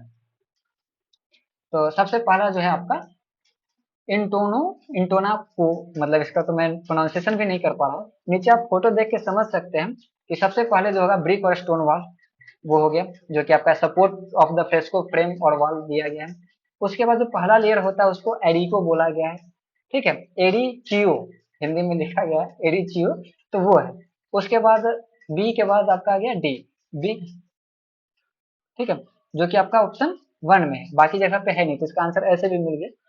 मगर ये हार्ड था, मगर फिर भी देख लीजिए। आपका एरिचियो के बाद आएगा आपका इंटोनेको, उसके बाद आ जाएगा आपका सिनोपिया। ठीक है। और उसके बाद आपका आ जाएगा पिगमेंट एप्लीकेशन। ठीक है। तो ये इस तरीके का लेवल था, आप इसको देख सकते हैं, और ये फोटो से ही आपको समझ में आ गया कि इसका राइट आंसर क्या हो सकता है, जो कि ऑप्शन वन है। अगला क्वेश्चन है which of the following are answered by the process of control. देखिए यहाँ पे कंट्रोलिंग की बात हो रही है, तो कंट्रोल, अभी जो पीओडीसी की बात किए थे, प्लानिंग, ऑर्गेनाइजिंग, डायरेक्टिंग और कंट्रोलिंग, उसी के हिसाब से यहाँ पे आपको आंसर मिल जाएगा कि हमको कंट्रोल क्या करना है। कि पहला है कि आर वी ऑन शेड्यूल, क्या हम लोग टाइम से अनुसार से काम कर रहे हैं, तो ये चलिए कंट्रोलिंग की बात होती है। आर वी ओवर स्पीडिंग, ये भी कंट्रोलिंग की बात होती है। Are the standard being met, ये भी कंट्रोलिंग की, हम जिस तरीके से काम कर रहे हैं वो क्या मेरे स्टैंडर्ड या जो भी हम लोग पैरामीटर सेट किए उसमें है कि नहीं।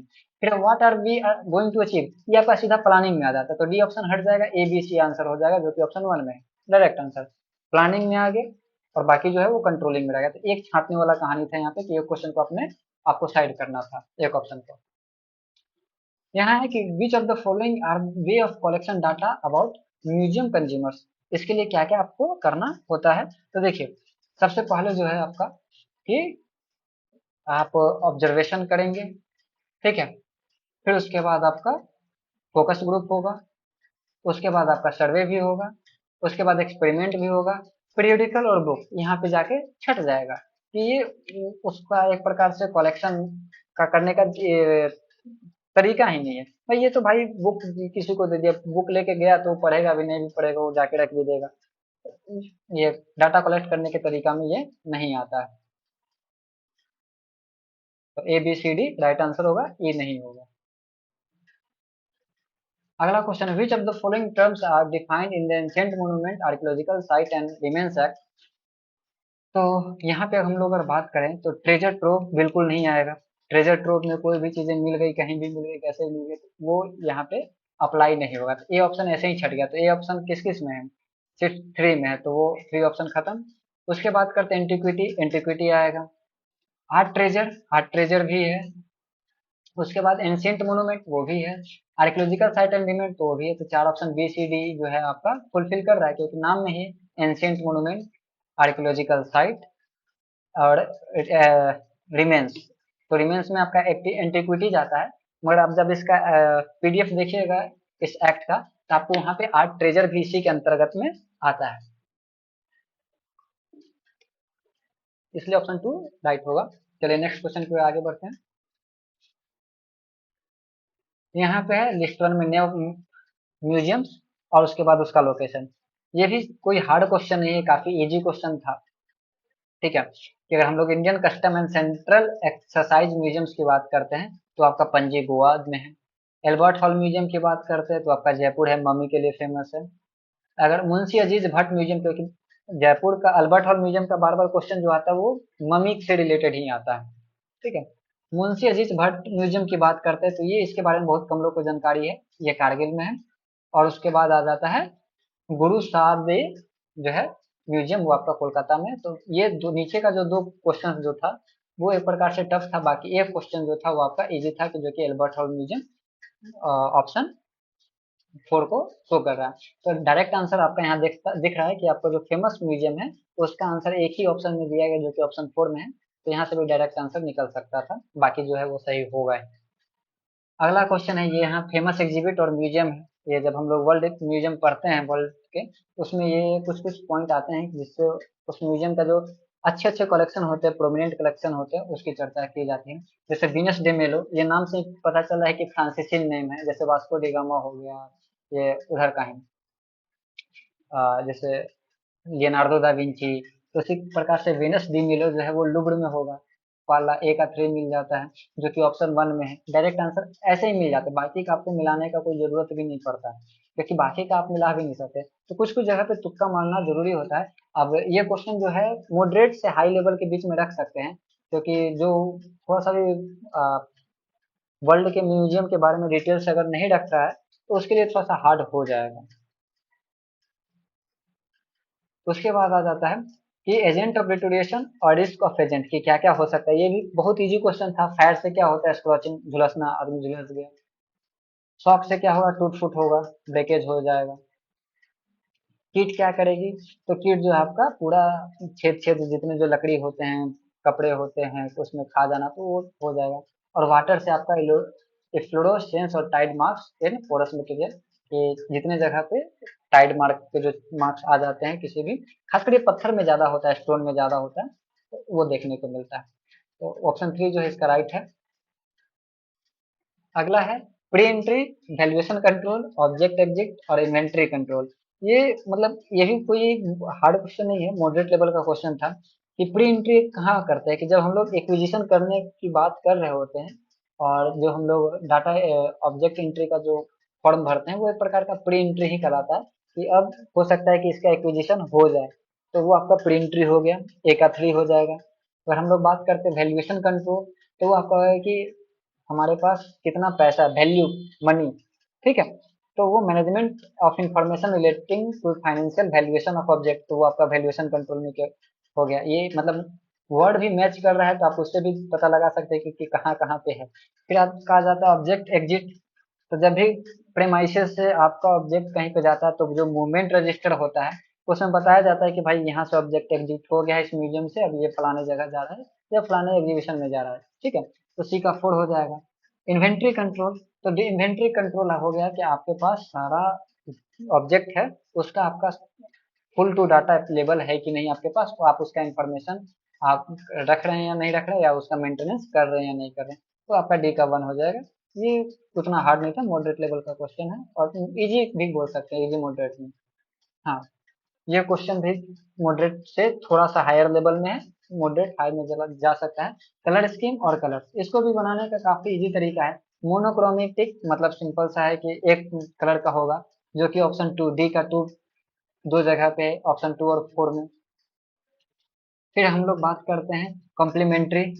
कॉम्प्लीमेंट्री में वैसे कलर्स आ जाते हैं कि जिसमें एक दूसरे को पूरक मतलब काम करते हैं, एक दूसरे से मैच कर सकते हैं। मैं जब टीवाईक्यू करवा रहा था तो उसमें कलर्स दिखाया था कि बहुत सारे ऐसे कलर्स, जैसे एक रेड और ग्रीन का मैंने बताया था कि वहां पे क्या होता था, दोनों में एक कॉन्ट्रास्ट पैदा करते थे, एक दूसरे में लड़ाई की तरफ भावना दिखाते कि हाँ एक दूसरे से एकदम अलग है। जबकि कॉम्प्लीमेंट्री में होता है कि आप दोनों को मिलाने पर उतना आपको उसमें लगेगा नहीं कि हाँ ज्यादा इधर उधर का चेंजेस हो रहा है। फिर आपका आता है नॉन कम्प्लीमेंट्री ट्रायड। नन मतलब कि ट्रायड है, 3 कलर होंगे, 3 कलर आपके कहाँ दिख रहे हैं, तो रेड येलो ब्लू, तो वो वहाँ आपका दिख गया। और एनालोगस ऑरेंज रेड पर्पल आ जाता है। तो primary colour red yellow blue को आप लोग देखते हैं कि नॉन कम्प्लीमेंट्री ट्रायड में इसको रखा जाता है। इस राइट आंसर 4 होना चाहिए। देखिए यूजीसी कब तक इसका आंसर की निकालता है, अभी नहीं निकालता है। ये एक स्टेज ऑफ कॉग्निटिव डेवलपमेंट, उसका एज ग्रुप दिया गया, ये मतलब कि मॉडरेट लेवल का क्वेश्चन है। अगर किसी मतलब अगर पढ़े हैं तो ठीक है, इजी लगेगा, अगर नहीं पढ़े हैं तो ये हार्ड है। और अगर जो पहली बार क्वेश्चन देख रहे हैं वो स्क्रीन शॉट करके रख ले। ये क्वेश्चन क्या है कि अलग अलग टाइप से पूछा जाता है और कभी कभी मतलब फ्यूचर में आपको काफी हेल्प करने वाला है। सेंसरी मोटर स्टेज की अगर बात करते हैं तो वो आपका 0 से 2 जो छोटे बच्चे होते हैं उनका है। तो वो उनको जो जो आभास होता है उसके हिसाब से वो अपना काम करना शुरू करते हैं। उसके बाद आ जाता है प्री ऑपरेशनल स्टेज, कि अब उस काम को अच्छे से करने की स्थिति जो होती है बच्चे लोगों में, उसका है तो उसका चरण जो आपका आ जाता है 2 से 7 साल, मतलब स्टेज आगे बढ़ा। फिर कॉन्क्रीट ऑपरेशनल स्टेज, मतलब वो काम आप खुद से कर ले सकता है पूरा, तो वो आपका ऑप्शन सी का जो है 4 में है, 7 to 11। और उसके बाद आ जाता है फॉर्मल ऑपरेशन स्टेज, अब वो काम जो है अच्छे तरीके से करता है, पहले जो है कर लेता था खुद से मगर वो अब और भी अच्छे तरीके से कर ले रहा है, तो वो आपका फॉर्मल ऑपरेशन स्टेज 11 to 14 या उससे ऊपर में भी जाता है। मतलब ऊपर में तब कह सकते हैं कि 22 ईयर्स तक के अप्रोक्सीमेट बताया जाता है। ऑप्शन 3 यहाँ पे राइट होगा। अगला क्वेश्चन है कि arrange the sequence of steps involve in decision making process. Decision making में आपको क्या क्या प्रोसेस करना होता है। सबसे पहले डिफाइन द प्रॉब्लम, कि हमारे पास प्रॉब्लम क्या है, सबसे पहले उस पर चर्चा होगी। उसके बाद क्या है कि उसमें देखेंगे कि आखिर इस प्रॉब्लम को दूर करने के लिए हमारे पास प्रॉब्लम को एक ऑब्जेक्टिव्स के रूप में बना लेते हैं, उसको डेवलप कर लेते हैं और उसका देख लेते हैं कि ये प्रॉब्लम जो है इस लेवल का है तो इसको इस तरीके से खत्म करना है। ठीक है, तो इसी के बाद ये हो जाएगा। उसके बाद देखेंगे कि अब जो हम काम करने जा रहे हैं उस चीज को, जो प्रॉब्लम है उसको सॉल्व करने जा रहे हैं, तो उसके लिए कौन कौन से रास्ता हो सकते हैं, तो उसके लिए हम लोग अलग अलग तरीके से रास्ता चूज करते हैं। फिर उसमें से देखते हैं कि इस रास्ते में सबसे बेस्ट अल्टरनेटिव कौन है, तो उसमें से जितने जो रास्ता चूज किए उसमें से बेस्ट रास्ता को चूज की और उसके बाद उस डिसीजन को इम्प्लीमेंट करते हैं और इस प्रकार से हमारा प्रॉब्लम जो होता है सॉल्व हो जाता है। तो ये एक प्रैक्टिकल टाइप का क्वेश्चन था जनरल लाइफ में जो हम लोग करते हैं या करना चाहिए उस पर। अगला क्वेश्चन है कि critical path method. Critical path method ये जो आपका मॉडरेट से हायर लेवल का क्वेश्चन है।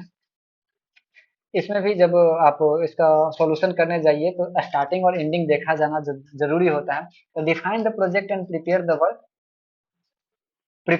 द वर्क ब्रेकडाउन स्ट्रक्चर, कि सबसे पहले तो ये देखना होता है कि आप प्रोजेक्ट क्या है, आपका ऑब्जेक्टिव क्या है। हमेशा प्लानिंग फॉर्मेशन और कंक्लूजन आप देख लीजिएगा, आपका आंसर ऐसे ही सॉल्व हो जाता है। ठीक है, तो सबसे पहले है कि हम लोग देख रहे हैं कि हमारा प्रॉब्लम है क्या, तो उसका आप लोगों ने मतलब क्या करेंगे, हम लोग डिफाइन कर लेंगे उस प्रोजेक्ट को, प्रिपेयर कर लेंगे, उसका ब्रेकडाउन स्ट्रक्चर भी देख लेंगे। उसके बाद उसका देखेंगे कि आखिर इस एक्टिविटी को किस किस तरीके से जोड़ना है। देखिए क्रिटिकल पाथ मैनेजिंग मेथड जो होता है कि एक ही कंप्यूटर एक ही जगह से हर जगह के चीजों को कंट्रोल करने के लिए। तो अब उसमें देखेंगे कि एक जगह से किस किस चीज को रिलेशन बन रहा है, जैसे कहीं पर दरवाजा है, दरवाजा पे दरवाजा को खोलने के लिए जो लॉक लगेगा वो, और दूसरा वहां पे जो सेंसर रहेंगे वो, तो दोनों का वहां पे संबंध देख लिए कि यहाँ का सेंसर ओके बोलेगा तब इस लॉक को खोल देंगे। तो वो हो गया कि आपका उसका एक्टिविटी का रिलेशन पता कर लेना है। उसके बाद देखना है कि ये दोनों काम करने में कितना टाइम लगा रहा है। जैसे कि आप किसी भी लिफ्ट मॉल में जाते हैं तो वहां पे होता है कि जाते हैं और उसके बाद अपने आप दरवाजा खुल जाता है। तो वो क्रिटिकल पाथ मेथड का ही एक प्रकार का एग्जाम्पल है कि अब वो कितना टाइम लगा रहा है। आप जाइए और वहां पे 10 टाइम मतलब 10 घंटे तक खड़े रहिएगा और तब उसके बाद जाके खुलेगा, तो वो कहीं ना कहीं आपका टाइमिंग खराब कर रहा है। तो वो यहाँ पे देखा जाता है कि आखिर वो कितना टाइम ले रहा है, तो आपका ऑप्शन डी यहाँ पे फिट बैठेगा। उसके बाद देखा जाता है compute the longest path through the network, कि आखिर हमारा उस नेटवर्क में दूरी कितना दूर तक जा रहा है। और सबसे लास्ट में देखा जाता है कि सारे काम चीजें हो गई, अब उसका नेटवर्क कनेक्शन सबका एक्टिविटी का देख के ऐड करके कंप्लीट कर दिया जाता है, और वो आपका मतलब क्वेश्चन में क्या बोलते हैं, वो क्रिटिकल पाथ मेथड जो है कंप्लीट हो जाता है। जो कि ऑप्शन थ्री में है, ये इसका राइट आंसर होगा। अगला क्वेश्चन है कि arrange the following activities museum brand building process in order. अगर ब्रांड बनाने जा रहे हैं, जैसे कि मैं अपना ब्रांड बनाने जा रहा हूँ, तो क्या करूंगा। तो सबसे पहले तो मैं देखूंगा कि कौन कौन जान रहा है मुझे। ठीक है, कि ऑडियंस आइडेंटिफाइज द म्यूजियम, ग्राहक संग्रहालय की पहचान करते हैं, कि सबसे पहले वो आएगा। ठीक है, ब्रांड मेरा कब बनेगा, जब स्टूडेंट लोग मेरे पास आएंगे। उसके बाद क्या होंगे कि वो अब मीनिंग निकालेंगे कि भाई ये टीचर पढ़ा कैसा रहा है। ठीक है, अब उसके बारे में वो सोचना शुरू करेंगे, बोलेंगे कि भाई कुछ तो देखना होगा। ठीक है, तो वो हो गया। उसके बाद देखेंगे कि जजमेंट करेंगे कि नहीं टीचर अच्छा नहीं है, ये इस तरीके से बोलता है, हिंदी है धीरे बोलता है, या इसका जो बोलने का तरीका है वो अलग है, समझ में नहीं आता है। वो जजमेंट करेंगे, उसमें डेवलप करेंगे कि इनसे मेरा मतलब मैचिंग हो रहा है कि नहीं, इनसे फीलिंग वाइब आ रही है कि नहीं आ रही है। तो उसी प्रकार से ऑप्शन डी जो है, वहाँ visitor make judgement and develop certain feelings about museum, वो देखेंगे। और उसके बाद फिर अगर some visitor recommend the museum to other, दूसरे को बताएंगे उस टीचर के पास जाना अच्छा पढ़ाता है, उस टीचर के पास मत जाना वो अच्छा नहीं पढ़ाता है। ऐसा होता है ना, जस्ट लाइक दैट उसी तरीके से ब्रांड बनता है। जैसे खान सर का, तो खान सर का क्या है कि भाई मिलता है, भाई वह अच्छे से पढ़ाते हैं, सब लोग समझ जाते हैं। तो अब क्या है कि उनका रिकमेंडेशन से होते होते उनका ब्रांड वैल्यू बन गया है। तो ये तरीका हर जगह पे चलता है। ठीक है, तो यहाँ पे है म्यूजियम ब्रांड बिल्डिंग प्रोसेस जो है, वो सेम जो जनरल लाइफ में होता है वो यहाँ पे है। उसके बाद आ जाता है arrange the following stages involve in persuading people by any form of communication in order. Persuade करने की बात थोड़ी, उसे अपने तरफ लाने की बात थोड़ी, उससे बात विचार मतलब दोस्ती करना या दुश्मनी करना या उससे काम निकलवाना, इस तरीके का जो फॉर्म होता है उससे कम्युनिकेशन करने का, उस पर चर्चा की जा रही है। तो सबसे पहले होता है एक्सपोजर, हम आपसे मिलेंगे जुलेंगे। ठीक है, कि हाँ देखिए भाई हम म्यूजियोलॉजी जो है यूट्यूब पे मेरा वीडियो है, लाइक कीजिए सब्सक्राइब कीजिए, पीडीएफ चाहिए तो मेरे टेलीग्राम चैनल पे आइए। ठीक है, तो ये क्या हो रहा है, सबसे पहले हम अपना एक्सपोजर दे रहे हैं। ठीक, एक्सपोजर देने के बाद अटेंशन देते हैं, बोलते हैं स्टूडेंट कमेंट करते सर इस क्लास इस क्वेश्चन का आंसर क्या होगा, या कब वीडियो डालिएगा एक्सेट्रा पूछा जाता है, बोला जाता है। तो हम लोग तुरंत रिप्लाई करते हैं कि जितना जल्दी रिप्लाई करेंगे स्टूडेंट लोग उतने जुड़ेंगे। ऐसा होता है, तो अटेंशन देना हो गया। उसके बाद क्या हो गया कि कॉम्प्रिहेंशन, अब उससे समझ विकसित होगा कि हाँ आप जैसा क्वेश्चन पूछ रहे हैं हम आपको सेटिस्फाइड कर रहे हैं, तो आपका समझ में आया कि हाँ ये टीचर जो है मेरी बातों को समझ रहा है, तो कॉम्प्रिहेंशन ये हो गया। उसके बाद आ जाता है अब इंटेंशन कि अभिप्राय क्या है। अब मेरा अभिप्राय है कि हमारा वीडियो ज्यादा चले, सब्सक्राइबर बढ़े, मोनेटाइजेशन हो, पैसा ही पैसा हो, मैं भी घूमूं विदेश। ठीक है, तो इंटेंशन ये हो गया कि ज्यादा स्टूडेंट लोग आएंगे, पैसे ज्यादा मिलेंगे। उसके बाद आ जाता है बिहेवियर, कि अब हमारा व्यवहार, जब मेरा जो व्यवहार है उस अब किस प्रकार का है। अब आपके सामने क्या हो रहा है कि हम बहुत अच्छे बन रहे हैं और पीछे जाके भाई ये स्टूडेंट जो है ऐसा है वैसा है, मैं अगर बताने लगूंगा, तो ये आपका बिहेवियर जो है स्टेप आएगा। क्योंकि बिहेवियर आप तब जानते हैं जब आप आपके साथ उसके साथ घुल मिल जाते हैं, उसके आप डेली उसके साथ बातचीत या उसके डेली टच में रह जाते हैं, तो बिहेवियर तब आता है। तो सही जो क्रोनोलॉजी है आपका CEDB आता है, जो कि राइट है। अगला है arrange the following in order of steps in event of funding A treasury, treasure sorry treasury में बोल रहा हूँ, पुनर्निधि के मामले पर निम्नलिखित कार्यों के सोपानों को अनुक्रम में व्यवस्थित कीजिए। देखिए ये क्वेश्चन भी काफी फंसाने वाला है।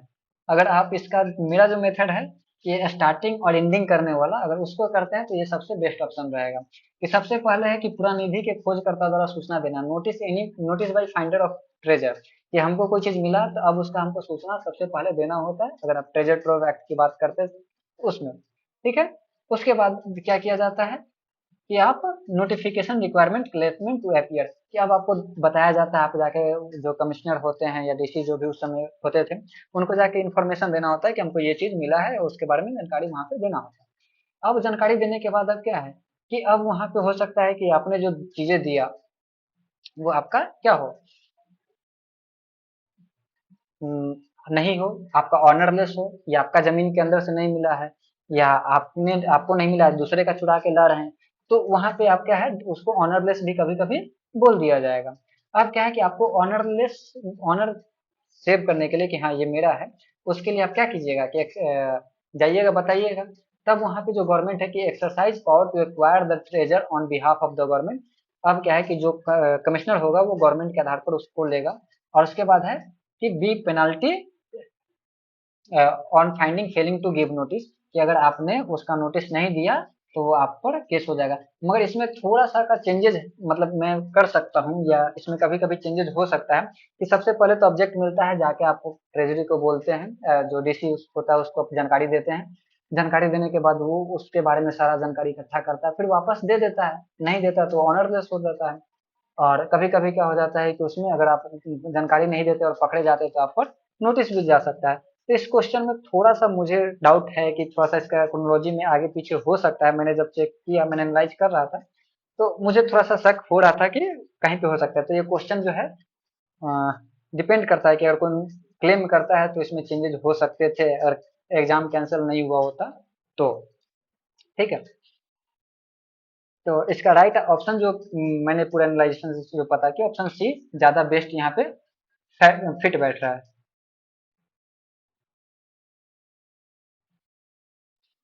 उसके बाद आ जाता है कि डिसेंडेंट ऑर्डर में क्रोनोलॉजी में सेटअप करना है। तो सबसे पहले देखा जाए तो आपका इंडियन ट्रेजर ट्रोव एक्ट आता है 1978। उसके बाद वेनिस चार्टर 1954। उसके बाद आपका एंशिएंट मोनूमेंट और archaeological site and women's act 1958।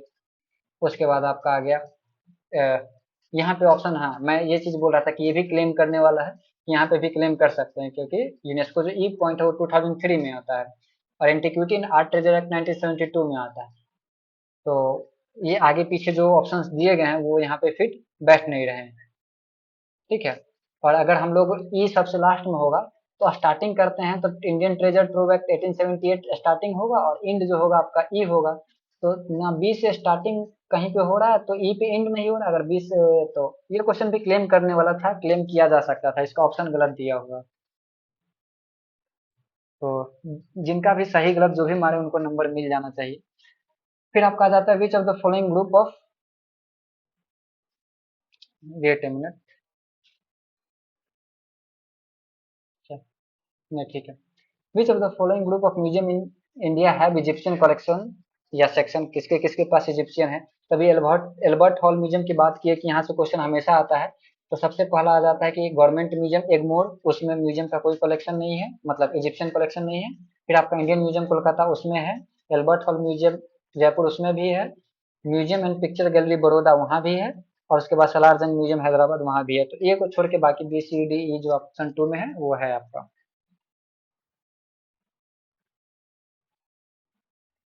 उसके बाद आ जाता है ceramic ऑब्जेक्ट और an entire collection held formally by padded support is protected from which hazard.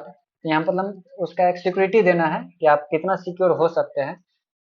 ठीक है। तो सबसे पहला है कि अर्थक्वेक उससे टूट फूट होगा तो हाँ हो सकता है। डिस्प्लेसर विस्थापक, मतलब कि वो डिस्प्लेस करने से उसमें चीजें टूट फूट खतरा हो सकता है, हो सकता है। Curator moving over crowded object during the preparation of object exhibition, ये भी चीज हो सकता है। बात किया जा रहा है वेंडल्स, तो वेंडल्स जल्दी नहीं होता है कि अगर आपने कहीं पे रखा है तो आप तोड़ फोड़ तो वहां पे कोई करने म्यूजियम में जल्दी जा नहीं सकता है, और अगर जाता है तो आपका सिक्योरिटी फेल्योर की बात हो जाती है, वो बहुत कम ही रेयर चांसेस हो जाते हैं। तो डी ऑप्शन और थिप्स, ये दोनों पार्ट यहाँ पे उतना ज्यादा परफेक्टली फिट नहीं बैठते जितना कि एबीसी फिट बैठता है। राइट आंसर जो है एबीसी सही होगा, ऑप्शन वन। उसके बाद है in a risk assessment survey visible facts will be include. अगर रिस्क असेसमेंट सर्वे किया जा रहा है तो उसमें क्या क्या चीजें देखने को मिलेंगी। तो सबसे पहला है आपका कि लुक एट द साइट। ठीक है, साइट का देखा जाए कि साइट किस जगह पे है।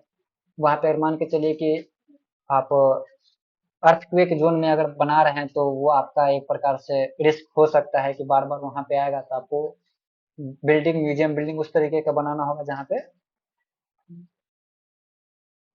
अर्थक्वेक कम आए या वैसे जोन में ना हो। तो लुक एट द साइट पहला ऑप्शन ए चलेगा। उसके बाद आ जाता है कि prior history of the museum. Museum का हिस्ट्री जो जानना है वो रिस्क असेसमेंट सर्वे में आता नहीं है, तो बी ऑप्शन यहाँ पे हट जाएगा। तो अगर बी ऑप्शन देखते हैं कि हट रहा है तो ऑप्शन वन में से भी हट रहा है, ऑप्शन टू में भी बी है, ऑप्शन फोर में भी बी है, तो तीन ऑप्शन तो ऐसे ही खत्म हो गया। तो ए बी ए सी ई इसका राइट आंसर होगा। करंट स्टाफ एक्टिविटीज ये भी ऐड नहीं होगा रिस्क असेसमेंट सर्वे में, तो ए सी जो राइट आंसर, थ्री ऑप्शन जो है वो राइट होगा। अगला है which of the following best describe the concept of outreach. Outreach का ये क्वेश्चन काफी बढ़िया था, और मुझे तो लगा कि ये क्वेश्चन जो है थोड़ा सा हायर लेवल है का है, न्यू म्यूजियोलॉजी से रिलेटेड है और म्यूजियम एजुकेशन से भी रिलेटेड है। तो पहला है allowing community to represent its culture in a museum. समुदाय को संग्रहालय में अपनी संस्कृति के प्रतिरूपण की अनुमति देना। दूसरा है involving museum in their communities. संग्रहालयों को उनके समुदाय में अंतर्ग्रस्त करना। तीसरा है conducting activities that benefit the museum a community. ऐसे कार्यकलाप करना जिससे समुदाय लाभान्वित हो। और चौथा है developing museum collection with community participation. देखा जाए आउटरीच प्रोग्राम जो होता है वो एक प्रकार से म्यूजियम का एक सर्विस है। तो सर्विस में आप क्या करते हैं कि आप सर्व करते हैं जिससे कि बाकी सामने वाले को बेनिफिट मिलता है। तो मैं जब इसका आंसर ढूंढ रहा था या इस पर जब R&D कर रहा था तो मुझे लगा कि ऑप्शन थ्री जो है सबसे बेस्ट ऑप्शन है। अगर आप म्यूजियम कलेक्शन डेवलप कर रहे हैं कम्युनिटी के साथ मिलकर तो आपका आउटरीच प्रोग्राम नहीं हो रहा है। अगर आप म्यूजियम में रिप्रेजेंट कर रहे हैं कम्युनिटी को तो वो भी आपका आउटरीच प्रोग्राम नहीं है। आप म्यूजियम इन्वॉल्व कर रहे हैं तो ये एक प्रकार से म्यूजियम एक्सटेंशन का प्रोग्राम हो जाता है, आउटरीच का प्रोग्राम नहीं कहलाता है। तो ऑप्शन थ्री जो है यहाँ पे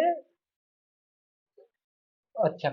allowing community to represent its culture in a museum. अगर मान के चलिए हम आपको रिप्रेजेंट कर रहे हैं तो ये एक प्रकार से हम आपको मौका दे रहे हैं, ठीक है, ना कि हम आउटरीच कर रहे हैं। आउटरीच करने का मतलब हो जाता है कि आपको किसी एक खास जगह पे जाकर उस कम्युनिटी को सर्व करना होता है। चाहे अब मान के चलिए एजुकेशनल आउटरीच प्रोग्राम करते हैं, ठीक है, आउटरीच प्रोग्राम में एजुकेशनल प्रोग्राम रखते हैं। तो हम लोग क्या करते हैं कि वैसे में म्यूजियम में लोग नहीं आते हैं, स्टूडेंट नहीं लाया जाता है, जबकि वहां से स्कूल में म्यूजियम्स को लेकर जाता है, स्कूल किट दिया जाता है या वहां पे प्रोग्राम करवाए जाते हैं उन्हीं के स्कूल में। मतलब म्यूजियम उठ के दूसरे जगह पे जाएगा। उसी प्रकार से यहाँ पे है कि अगर आउटरीच हो रहा है तो कम्युनिटी को म्यूजियम नहीं बुलाया जाएगा जबकि कम्युनिटी के पास जाया जाएगा। That's why option one is not right. I hope you understand.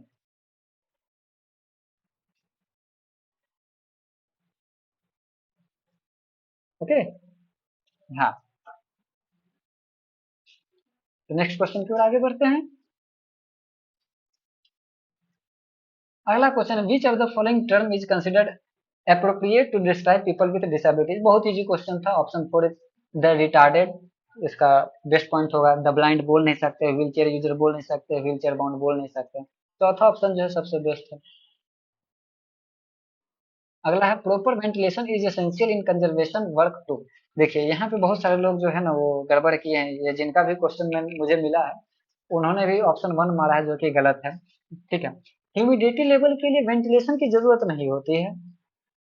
और यहाँ पे कंजर्वेशन वर्क चल रहा है, सिंपल सी बात है, कंजर्वेशन वर्क जहाँ चलता है वहां पे केमिकल से हार्मफुल फ्यूम्स निकलते हैं, डस्ट निकलते हैं। तो यहाँ पे अगर ऑप्शन टू भी चूज किया जाता तो एक प्रकार से सही था, मतलब एक प्रकार से कह सकते हैं कि थोड़ा सा सही वर्क हुआ है।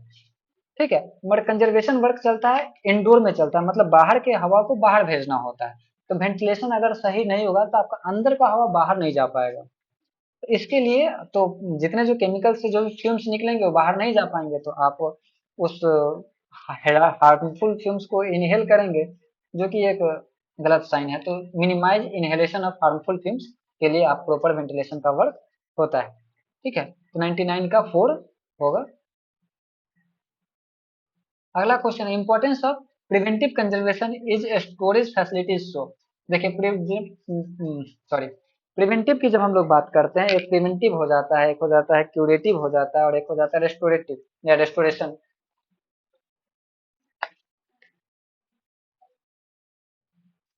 तो प्रिवेंटिव में है किसी चीज को पहले ही रोक देना, तो ये पहला increase the value of artefacts.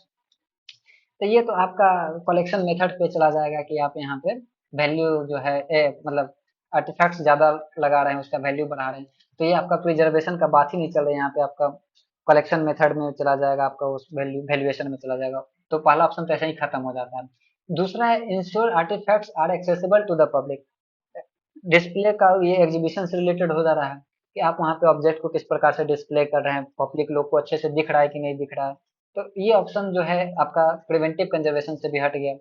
तीसरा है, तो तीसरा तो आंसर है ही, चौथा क्यों नहीं है उस पर भी चर्चा कर रहे हैं कि provide a comfortable environment for visitor. भाई विजिटर को कंफर्टेबल दे रहे हैं तो उसमें हमारा ऑब्जेक्ट से क्या मतलब वास्ता उसका। तो यहाँ पे है कि हम प्रिवेंटिव कंजर्वेशन स्टोरेज फैसिलिटी की बात हुई, तो हमको स्टोरेज ऐसे जगह पे करना है और कि हमारा ऑब्जेक्ट में कोई दिक्कत ना हो, उसमें कोई प्रॉब्लम ना हो, उसमें कोई तरीके का डैमेज डिटोरिएशन नहीं हो। तो इसलिए ऑप्शन 3 राइट होगा और बाकी नहीं। अगला क्वेश्चन है, which of the following are used as a fungicide in integral pest management. ये भी काफी इजी क्वेश्चन था। थाइमोल इसका बहुत बार आंसर दिया गया है। नेक्स्ट क्वेश्चन की ओर आगे बढ़ते हैं। Common health and safety is to encountered in conservation of collection is। संग्रहण के संरक्षण में निम्नलिखित समान स्वास्थ्य और मुद्दों में से किसका सामना किया जाता है। तो ये सेम पिछला वाला क्वेश्चन किससे मैच कर रहा है कि chemical exposure from conservation material. Conservation material से जो भी केमिकल्स निकलते हैं या केमिकल से जो हार्मफुल गैसेज निकलती है, उसी का है कि उसको हम लोग हेल्थ एंड सेफ्टी मेजर्स में रखते हैं। उसके लिए हम लोग अच्छा वेंटिलेशन रखते हैं कि जिससे कि हार्मफुल गैस बाहर निकल जाए, और जो भी कंजर्वेटर्स है वो सेफ रहें, उनके हेल्थ और पे कोई इशू ना हो, सेफ्टी में कुछ कंप्रोमाइज नहीं हो। सिट्रेना सिट्रेनले, मैं पानी नहीं पी रहा हूँ जिसके कारण मेरा प्रोनाउंसिएशन का तो बैंड बज गया। Sorry for that. Bihar board जो होते हैं ना, वो इंग्लिश सही से बोल नहीं पाते हैं। सेम कंडीशन मेरे साथ ही हो रहा है, मैं ही बिहार से हूँ। तो citronola sorry, citronella oil is used in conservation of which type of artefacts.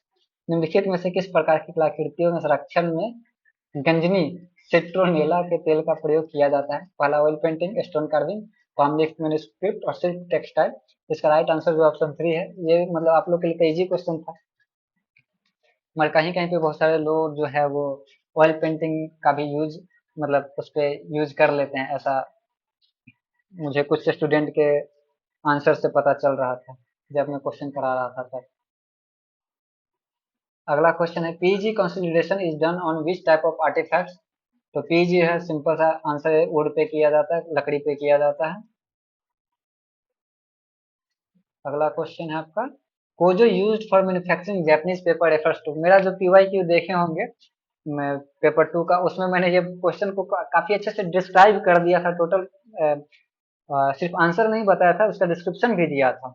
उसमें से जो जिसने वो वीडियो को देखा होता, इसका आंसर बिल्कुल सही सही लगा के आता, और लगाया भी होगा अगर जिसने भी देखा है। एक स्टूडेंट दो स्टूडेंट तो टेलीग्राम पे बोले थे क्वेश्चन टच किया था। तो यहाँ पे प्लांट्स नेम पेपर मेलबेरी का है, और ये बाकी जो तीनों ऑप्शन है वो नहीं। चलिए, विच of the following is not a distinguish features of A museum object. Object की बात यहाँ पे रिलेटेड उससे नहीं है। सबसे पहला finish, damage, repair, manufacturing defect. Manufacturing defect जो है वो म्यूजियम ऑब्जेक्ट से रिलेटेड है ही नहीं। वो सिंपल सा है, वो आपका मैन्युफैक्चरिंग प्रोसेस जो होता है उधर स्टार्टिंग के टाइम का ही है। यहाँ पे म्यूजियम में क्या होता है कि रिपेयर होता है, डैमेज होता है, उसमें काम को फिर से कंप्लीट किया जाता है। मैन्युफैक्चरिंग डिफेक्ट जो है मुझे लगता है, पर हाँ इसमें कहीं कहीं पे ऑप्शंस में वन भी ऑप्शन हो सकता है। मैं इसका गारंटी नहीं लूंगा क्योंकि मैंने जब इस पे रिसर्च कर रहा था मुझे 4 सही लगा R&D करने के बाद, और फर्स्ट भी लग रहा था, मगर मुझे लगा कि सबसे अच्छा आंसर जो होगा मैन्युफैक्चरिंग डिफेक्ट हो जाएगा, जो कि पहले से ही खराब है, तो वो म्यूजियम ऑब्जेक्ट से ऐड नहीं कर रहा है। ठीक है, मगर ऑप्शन 1 भी इसका राइट आंसर हो सकता है। अब यूजीसी आंसर की जारी करता तो पता भी चलता कि हाँ सही है कि नहीं, क्योंकि मुझे इसका कहीं पे रेफरेंस नहीं मिला इस टाइप के कि जिससे मैं इसको अप्रूव कर पाऊँ। ऐसे मार्क्स आर सॉर्ट ऑफ, तो ऐसे मार्क्स जो है indicators of origin and authenticity का है, वो ऐसे मार्क्स दिया जाता है। जैसे कि एसआई मार्क होता है ना, कि आईएसआई मार्क दिया गया है, या होलोग्राफ का फॉलो मार्क है, इसी प्रकार का ऐसे मार्क भी होता है कि वो उसके ओरिजिन और ऑथेंटिसिटी को प्रूव करता है किसी भी ऑब्जेक्ट में। नेक्स्ट क्वेश्चन है, which of the following is a method of collecting archaeological objects. ये सिंपल सा क्वेश्चन था, बहुत ही बहुआ वाला क्वेश्चन था, बच्चा वाला, एक्सकवेशन। अगला क्वेश्चन है कि the characteristics of the object and arrest the hold attention and relates to the strength of individual object and to the whole is called. वस्तु की वो विशेषता जो अपनी ओर ध्यान आकर्षित करती है और यह वस्तु विशेष की प्रबलता और पूर्णता से संबद्ध होती है, क्या कहलाती है? ये विजुअल वेट कहलाता है।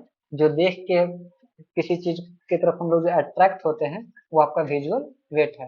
किसी की तरफ मुड़ते हैं तो वो आपका, ये मतलब यहाँ पे अरेस्ट करने की, अब देखे तो आप रुक गए। और डायरेक्शन की बात है, इम्पैक्ट होता है, विजुअल इम्पैक्ट। नहीं, मैं जब मैं आर एन डी कर रहा था तो मैं इस पर थोड़ा सा चर्चा कर सकता हूँ। या अगर आप, एक होता है विजुअल इम्पैक्ट की आपका प्रभाव क्या पड़ रहा है, प्रभाव इन द सेंस कि आप में उसके कारण चेंजेस क्या आ रहे हैं, विजुअल इम्पैक्ट का मतलब ये हो जाता है। ठीक है, कि जैसे कोई चीज अच्छा लगता है तो हम उससे क्या हो जाते हैं कि थोड़ा सा खुशी मिलता है, कभी उस चीज को देख के दुख मिलता है, तो विजुअल इम्पैक्ट हो जाता है। जबकि विजुअल वेट में जो हो जाता है कि आप उसकी तरफ, आप पे कोई इफेक्ट नहीं पड़ रहा, मगर आप उसको देखना पसंद कर रहे हैं, देख मतलब आप वहां पे रुक गए उस चीज को देखने के लिए, आपके अंदर एक क्यूरियोसिटी आ रही है, आपको होल्ड कर लिया, आपका अटेंशन होल्ड कर लिया, वो विजुअल वेट होता है। और विजुअल इम्पैक्ट आपको उस पर प्रभाव, कि किसी चीज को देख के खुश होता है, जैसे पेंटिंग मैंने देखा और उससे मुझे खुशी मिल रही है, तो वो क्या हो गया, विजुअल इम्पैक्ट हो गया। ठीक है, गुड। मतलब मैं मतलब इतना जो मैं लेट लगाता हूँ, मैं मेरा कोई भी वीडियो में देखिएगा ना, मैं विदाउट रेफरेंस का कोई भी क्वेश्चन सॉल्व नहीं करता। मुझे पता है कि इसका आंसर ये है, फिर भी मैं रेफरेंसिंग करना जाता हूँ, एक बार मैं क्रॉस चेक जरूर कर लेता हूँ। और जहाँ नहीं होता है मैं डायरेक्टली बोल, मुझे ज्ञानी मतलब खुद को बोलने में कोई हर्ज नहीं है, क्या बोलते हैं, बनना नहीं है। मैं बेवकूफ अगर कोई बोल दे तो मुझे कोई दिक्कत नहीं होता है। मुझे बस एग्जाम पास करवाने में ज्यादा भरोसा रहता है कि बच्चे लोग को उतना ही चीजें मिलनी चाहिए स्टूडेंट को, जिससे वो एग्जाम पास करता है। बुद्धिमत्ता सिद्ध करने के लिए पीएचडी रखा हुआ है, वहां जाके वो पीएचडी सिद्ध करेगा बुद्धिमत्ता। मैं अपने हर क्लास में यही बोलता हूँ कि जैसे यहाँ पे क्वेश्चन आ गया, मुझे ये बिल्कुल समझ में नहीं आया कि which of the following type of exhibition provide opportunity to visitors merely to discriminate between objects and assumes an informed public. अब ये क्वेश्चन मुझे बिल्कुल समझ में नहीं है, मैंने इसका आंसर नहीं टिक किया, मैं इसको साइड में छोड़ दिया। आप लोग में से अलग अलग लोगों ने अलग अलग टिक किए होंगे, तो मुझे पता नहीं, अगर किन्हीं को पता होगा तो इसका आंसर जो है टेलीग्राम चैनल के डिस्कशन ग्रुप में, या अगर मैं इसका वीडियो डालूंगा तो उसका डिस्क्रिप्शन में दे सकते हैं। मुझे आपका फीडबैक या कमेंट का इंतजार रहेगा। ठीक है, अगले प्रश्न की ओर आगे चलते हैं। द मोड ऑफ विजिटर्स एप्रीहेशन क्या apprehension of exhibition that allows individual perception of a specific work is। तो आगंतुकों का प्रदर्शनी के बारे में समझ की विधि जिससे विशिष्ट कृति के बारे में व्यक्तिक अवबोध प्रत्यक्षण प्राप्त होता है, क्या कहलाता है? कॉम्प्रिहेंशन। मतलब अभी जो मतलब बात चल रही थी कि आप किसी चीज को जाके आप समझ लेते हैं तुरंत, तो वो क्या है, कॉम्प्रिहेंशन है, आपको समझदारी है उस चीज में, कोई ज्यादा दिक्कत नहीं होता। और जबकि वही है कि आप ऑप्शन कि कंटेम्पलेशन क्यों नहीं, चिंतन क्यों नहीं, डिस्कवरी क्यों नहीं, इंट्रैक्शन, यहाँ वार्तालाप क्यों नहीं। तो मुझे जहां तक लग रहा है कि समझ ज्यादा जरूरी होता है वार्तालाप को चिंतन करने से। अगर समझ गए तो सबसे बेस्ट है, जैसे कि पढ़ाई में है, आपने समझ लिया मेरी बातों को, कहानी वही खत्म। अब इसके बारे में टेंशन मतलब चिंता करना शुरू कीजिएगा, मतलब कीजिएगा, डिस्कवरी करना शुरू कीजिएगा, मेरे से बात करना शुरू कीजिएगा, उससे उतना कोई ज्यादा फायदा होगा नहीं। ठीक है, आप किसी के परसेप्शन को समझ ही सकते हैं। अगला क्वेश्चन है, which of the following activities undertaken during implementation phase of the exhibition planning process? Formative evolution सबसे बेस्ट आंसर यहाँ पे यही है। सबसे पहला जो होता है, जब हम लोग इम्प्लीमेंट करने के बजाय प्लानिंग कर रहे होते हैं, उसमें आपका फ्रंट एंड हो जाता है, दूसरे में आपका फॉर्मेटिव हो जाता है, और लास्ट में आपका समिटिव हो जाता है। तो यहाँ पे इम्प्लीमेंटेशन हो रहा है तो आपका फॉर्मेटिव एवोल्यूशन है। अगले प्रश्न की ओर आगे बढ़ते हैं। अगला क्वेश्चन है, which of the following is substitute for human guide in a museum? क्या क्या सब्स्टिट्यूट है जहाँ पे डोसेंट या गैलरी गाइड होते हैं, अगर वो लोग नहीं है तो उनके लिए क्या क्या चीजें होनी चाहिए। तो यहाँ पे आपका ऑडियो विजुअल जो मीडिया होता है सबसे अच्छा होता है, मतलब सबसे अच्छा राइट आंसर यही है, बाकी जो है मैं उसका नहीं बता सकता कि ये सबसे बेस्ट आंसर है। नेक्स्ट क्वेश्चन की ओर आगे बढ़ते हैं, ऑप्शन 4 इसका राइट आंसर होगा। The question, let us think about how we can make our museum visit better next time. Asked to the children after a learning session in a museum requires ability to. यहाँ पे पूछा जा रहा है कि अगर बच्चे लोग को आपने एग्जीबिशन घुमा दिया, जो एजुकेशनल प्रोग्राम अगर है तो वो कंप्लीट करवा दिया, तो अगर बच्चे से पूछ रहे हैं कि आप यहाँ पे आइएगा तो इसमें क्या लग रहा है कि इसमें इसको और अच्छा कैसे बनाया जा सकता है, तो अगर उस बच्चे में याद रहेगा तो याद रहने वाला चीज जो है वो डाटा दे सकता है, डाटा की बात कर सकता है। सो अंडरस्टैंडिंग याद रहना और इवेल्युएट करना में दोनों में अंतर होता है। ठीक है, जैसे कि क्वेश्चन बनाते समय क्या लगता है कि आपको सारे क्वेश्चंस के आंसर याद होते हैं? नहीं। और कभी कभी आप क्वेश्चन को इवेल्युएट करते हैं कि आखिर इसका आंसर क्या हो सकता है, उसको उस जगह पे तौलते हैं कि ऑप्शन वन इलिमिनेट कर देते हैं, क्योंकि ये यहाँ का जगह ऑप्शन का नहीं है तो मैं इसको इलिमिनेट कर दिया, ऑप्शन टू इलिमिनेट कर दिया, ऑप्शन थ्री इलिमिनेट कर दिया, ऑप्शन फोर इसका राइट आंसर होगा। ऐसे भी आंसर निकालते हैं ना। तो यहाँ पे यही बोला जा रहा है कि रिमेम्बर करने से सिर्फ डाटा बता सकता है। आप किसी को पूछा जाए कि टू टू का टेबल याद करके, तो टू का टेबल आप सुना दीजिएगा, मगर आप उस कैसे आया टू, कैसे टू टू फोर कैसे हो जाए, टू टू जब फोर कैसे हो रहा है तो कैसे बताइएगा। तो अगर वो बच्चा इवेल्युएट करना जानता होगा तो बताएगा टू प्लस टू भी फोर होता है, टू इंटू टू भी फोर होता है, दैट्स वाई टू, मतलब यहाँ मल्टीप्लीकेशन हो रहा है, रिपीटेड एडिशन हो रहा है। तो ऐसे भी बोल सकते हैं, तो वो इवेल्युएट करने की क्षमता जो होती है वो यहाँ पे बताया जाएगा, तभी तो बताया कि नहीं हमको ये प्रॉब्लम हुआ था, तो वो प्रॉब्लम याद रहा और वो उसके आधार पर वो बताया। ठीक है, यहाँ पे इवेल्युएट जो है सबसे राइट आंसर होगा। अगला क्वेश्चन है, Acrylic coating is used for protection of which type of artifacts? किस टाइप के आर्टिफैक्ट्स में हम लोग देखते हैं कि इनक्रेलिक लेप का प्रयोग किया जाता है, तो कॉपर एलॉयज में किया जाता है। चलिए अब थोड़ा सा मतलब सेशन जो काफी बड़ा बड़ा मतलब लंबा चौड़ा होते जाता है, इसको शॉर्ट अप करते हैं जल्दी जल्दी। बीच में the process of examining financial record in accordance with the procedure design to assertion the validity and accuracy of financial is called. तो भाई वित्तीय लेन, पैसा से लेन देन जो भी चीज होता है वो ऑडिट होता है। ठीक है, तो ये टाइप फोर ऑप्शन इसका राइट होगा। नेक्स्ट क्वेश्चन है, which of the following activities undertaken during execution phase of project management. तो एग्जीक्यूशन जब किया जा रहा है, मतलब एक्सिक्यूट जब किया जा रहा है कि काम चल रहा है, तो वहां पे दिया जाता है time cost specification measures are use to control, कि काम के दौरान जब आप फॉर्मेटिव फेज में है तो वहां पे आपको टाइम भी देखना हो कि टाइम से सारा चीज चल रहा है कि नहीं, कॉस्ट भी सही तरीके से हो रहा है नहीं, या आपने जो चीजें रखी है वो उस मेजरमेंट के हिसाब से काम हो रहा है कि नहीं, तो उस चीज को भी, तो ये फोर ऑप्शन बात सही होगा। Project project is delivered submissive हो जाएगा, preliminary scope of project is defined planning हो जाएगा, planning is carried out in details ये भी आपका प्लानिंग का हिस्सा हो जाएगा, और बीच का जो हिस्सा होगा वो आपका एग्जीक्यूशन फेज में चलेगा। अगला क्वेश्चन है, which of the following plans allow management to act immediately if an unplanned occurrence renders existing plan inappropriate. तो ये सिंपल सा बात है कि आपका कंटीजेंसी प्लान जो होता है कि जब भी आप कोई काम कर रहे होते हैं तो उसमें कभी ऊंच नीच हो जाता है, तो उसके लिए आप जो बैकअप रखे रहते हो वो आपका कंटीजेंसी प्लान होता है। तो थ्री ऑप्शन राइट होगा। अगला क्वेश्चन है, the method of raising funds bye collecting small. ये मैंने पीवाईक्यू में करवाया था अपने क्लासेज में और शायद यूट्यूब में भी डाला था, क्राउड फंडिंग होता है। इजी क्वेश्चन है ये। अगला क्वेश्चन है, the term brand equity refers to. तो ब्रांड इक्विटी कि जब ब्रांड का लोगो लगने से उस वस्तु का वैल्यू बढ़ जाता है तो वो आपका ब्रांड इक्विटी। जैसे कि चश्मा मैं किसी का भी ले आऊँ फ्रेम और उसके ऊपर लेंस काट के अगर मैं ब्रांडिंग, इसका एक एग्जांपल इस तरीके से ले सकते हैं कि लेंस कार्ट खुद का अपना चश्मा फैक्ट्री नहीं बनाता है, वो दूसरे को देता है, वो दूसरे से वो बनवाता है और फिर अपना बोल देता है कि सिर्फ मेरा ब्रांडिंग कर देना, वो ब्रांडिंग करके सिर्फ दे देता है, उसका ब्रांड इक्विटी मिल जाता है। वो वही काम है कि the added value a brand gives to a product. 100 रुपया 200 रुपया का चश्मा को 1000 1500 में कर देता है, वो वही काम है। अगला क्वेश्चन है, the deliberate plan and sustained effort to establish and maintain mutual understanding between a organization is public is called. तो यहाँ पे सिंपल सा आंसर है पब्लिक रिलेशन। आप जनता के साथ किस तरीके से बना के रखते हैं, वो आपका जनसंपर्क कम ही सबसे बेस्ट आंसर यहाँ पे फिट बैठता है। नेक्स्ट क्वेश्चन की ओर आगे बढ़ते हैं। An organization strategy to create consumer word of mouth through various technique is called buzz marketing होता है। डायरेक्ट मार्केटिंग में होता है कि आप डायरेक्ट किसी ऑब्जेक्ट को सेल करें किसी पर्सन को, तो वो हो गया आपका डायरेक्ट मार्केटिंग। इसमें जिसने भी डायरेक्ट मार्केटिंग यहाँ पे टिक किया वो सही नहीं है।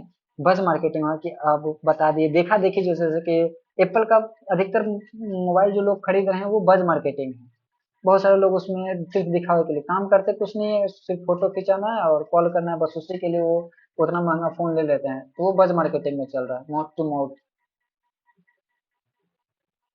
अगला है the organization that makes every effort to sense, serve and satisfy needs and wants of its multiple uh, publish, publics is called target audience center organization. यहाँ पे है कि सीधा इतने टारगेट ऑब्जेक्ट ऑडियंस को देखना है, इस इतने ऑडियंस को हमको सेटिस्फाई करना है, सर्व करना है, और उसके लिए उसको जो जो काम करना पड़ता है वो करता है, वो टारगेट ऑडियंस सेंटर ऑर्गेनाइजेशन है।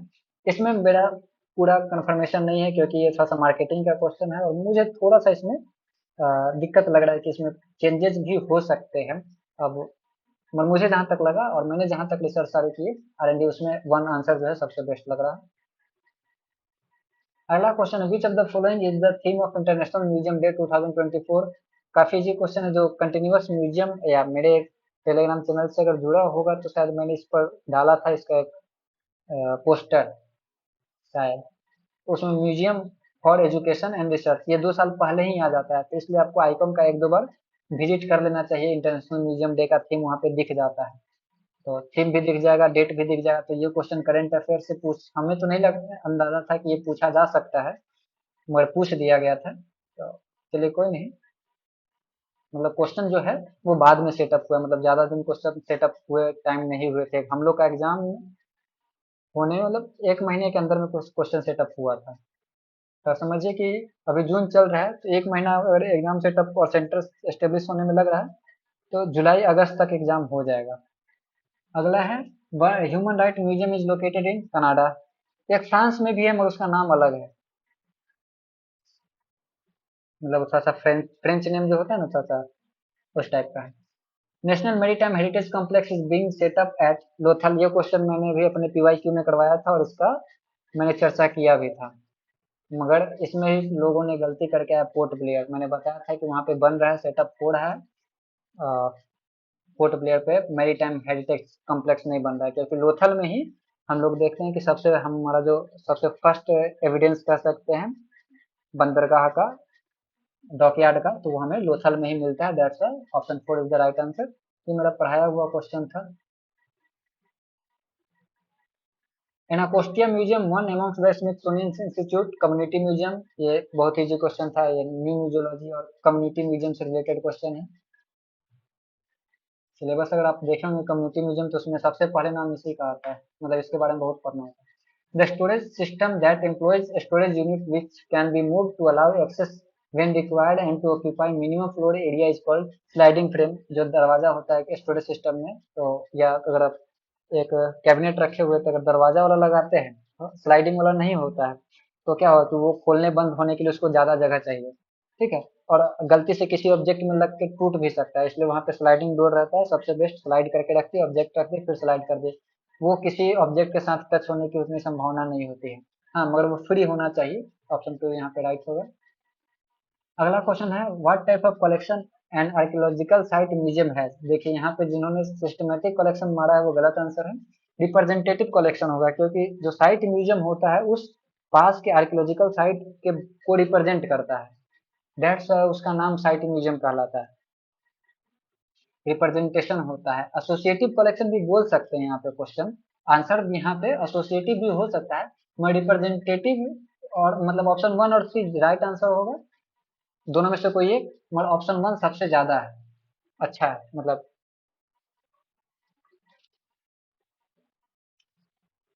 और 3 जिन्होंने भी मारा है वो भी सही हो सकता है, अब डिपेंड करता है कि आंसर की आएगा तो ठीक है, नहीं तो ये एसोसिएटिव कलेक्शन भी इसी चीज को रिप्रेजेंट करता है कि जो साइट से एसोसिएटेड है उसका वो साथ में वर्क कर रहा है। जैसे कि नालंदा म्यूजियम देखते हैं, तो नालंदा का साइट म्यूजियम और नालंदा का आर्कियोलॉजिकल साइट, वो दोनों सेम सेम साइड में है, तो वो एक दूसरे को क्या कर रहा है, रिप्रेजेंट भी कर रहा है और उसके साथ एसोसिएटेड भी है। तो यहाँ पे एसोसिएटिव कलेक्शन भी लिख सकते हैं। यहाँ पे ऑप्शन थ्री भी राइट होगा। वन तो राइट मैंने ऐड किया है, मगर थ्री को भी आप लोग ऐड कर सकते हैं। दोनों हो सकते हैं। Next question, what should a museum do to ensure that its collection management policy is a living policy. देखिए कोई भी पॉलिसी है उससे म्यूजियम को कोई दिक्कत नहीं है तब तक जब तक कि उसके मिशन से वो रिलेट कर रहा हो। अगर मिशन से रिलेट कर नहीं कर रहा है तो फिर उस कलेक्शन, कोई भी पॉलिसी हो, चाहे कलेक्शन का हो, कंजर्वेशन का हो, किसी से भी हो, उसके मिशन से रिलेट नहीं कर रहा है, कहानी वहीं पे खत्म हो जा रहा है। ठीक है, बाकी ऑप्शन चूज करने की कोई बात ही नहीं है यहाँ पे। हमेशा म्यूजियम का मिशन स्टेटमेंट, जिसका मैंने वीडियो डाला हुआ है, मिशन स्टेटमेंट, विजन स्टेटमेंट, ये इम्पोर्टेंट होता है, इसके बारे में जानकारी होना जरूर चाहिए। अगला है, if works of art that have been exhibited at IH at temperature of 50% and 20% 20 degree Celsius respectively are to be packed for transportation, the packing material should be precondition to a low level of RH and low level of temperature. Second, the same level of RH and temperature. Third, higher temperature and the low RH. और four है लो RH and high temperature. देखिए, मैं इसका question मैंने फिर करवाया था, मेरे मतलब ढेर सारे क्वेश्चन यहाँ पे ले रहे थे। रीजन क्या है, ये क्वेश्चन जो था कि एक म्यूजियम से दूसरे, यहाँ पे क्वेश्चन को थोड़ा सा घुमा फिरा के बोला गया था, मगर जो आंसर निकल के आ रहा था सेम ही निकल के आ रहा था कि अगर एक म्यूजियम से दूसरे म्यूजियम में अगर कोई ऑब्जेक्ट लेके जाना होता था तो उसके लिए क्या देखा जाएगा, तो सेम इन्वायरमेंट ज्यादा जरूरी हो जाता है। इन्वायरमेंट सेम रहेगा तभी ऑब्जेक्ट वहां तक रहेगा। इससे रिलेटेड ये भी क्वेश्चन आता है कि जब कोई वस्तु अर्थ के अंदर, जमीन के अंदर दबी होती है तो खराब नहीं होती है, मगर जैसे ही निकाल के उसको हम लोग अपने कलेक्शन में किसी म्यूजियम में रखना शुरू करते हैं तो खराब होना शुरू हो जाती है। ऐसा क्यों? ऐसा इसलिए होता है कि वो जमीन में जिस तरीके का एनवायरनमेंट था, अब वो एनवायरनमेंट उस वस्तु को बाहर में नहीं मिल रहा है, जिसके कारण वो डिटोरिएट करना शुरू कर दे रही है। तो इस तरीके के क्वेश्चन डिफरेंट टाइप से पूछे जा सकते हैं। तो यहाँ पे उसका एनवायरनमेंट सेम होना चाहिए, तो जो कि the same level of RH and temperature, अगर दोनों जगह पे होगा, उसी प्री कंडीशन पे उसको पैक किया जाएगा तो सब वो ऑब्जेक्ट के लिए सबसे बेस्ट रहेगा। नेक्स्ट क्वेश्चन है, collection management system is a type of software. इसमें कोई ज्यादा सर्च करने वाली बात नहीं, आप लोग भी इसको जाके देख सकते हैं, ये इजी इजी क्वेश्चन में था। Paper documentation of museum objects allow a museum to know, कि अगर हम लोग डॉक्यूमेंटेशन करते हैं पेपर में तो उसमें हमको क्या क्या पता चलता है। सबसे पहले कि what it has its possession, कि आखिर हमारे पास म्यूजियम के पास क्या क्या है। दूसरा है वेयर ऑब्जेक्ट्स आर लोकेटेड, वो वस्तु रखी कहाँ गई है, इसकी जानकारी हमें एक्सेशन नंबर से मिलती नहीं है, क्योंकि कभी वो हमें मूवमेंट रजिस्टर से पता चलता है कि ऑब्जेक्ट कहाँ पे है। तो बी ऑप्शन यहाँ पे नहीं होगा। तीसरा है, तो बी ऑप्शन अगर छाड़ देते हैं तो ए वन टू थ्री ऑप्शन ऐसे ही खत्म हो जाएगा, मगर फिर भी मैं समझा दे रहा हूँ कि ऑप्शन क्यों क्यों हम उसे एलिमिनेट कर रहे हैं। When to acquire an object, आपका जब डॉक्यूमेंटेशन करते हैं एक्सेशन नंबर में पता चलता है कि आपने ये ऑब्जेक्ट कब लिया। उसके बाद है how to disposal an object, जब डिएक्सेशनिंग करते हैं तो उसमें लिखा रहता है कि आप या तो एक्सचेंज कर रहे हैं ऑब्जेक्ट का या डिस्पोजल कर रहे हैं। और डिस्पोजल कर रहे हैं तो लिखा रहता है कि आप किस मतलब कैसे डिस्पोजल करेंगे, उसका चर्चा वो डिएक्सेशनिंग के समय लिखा रहता है।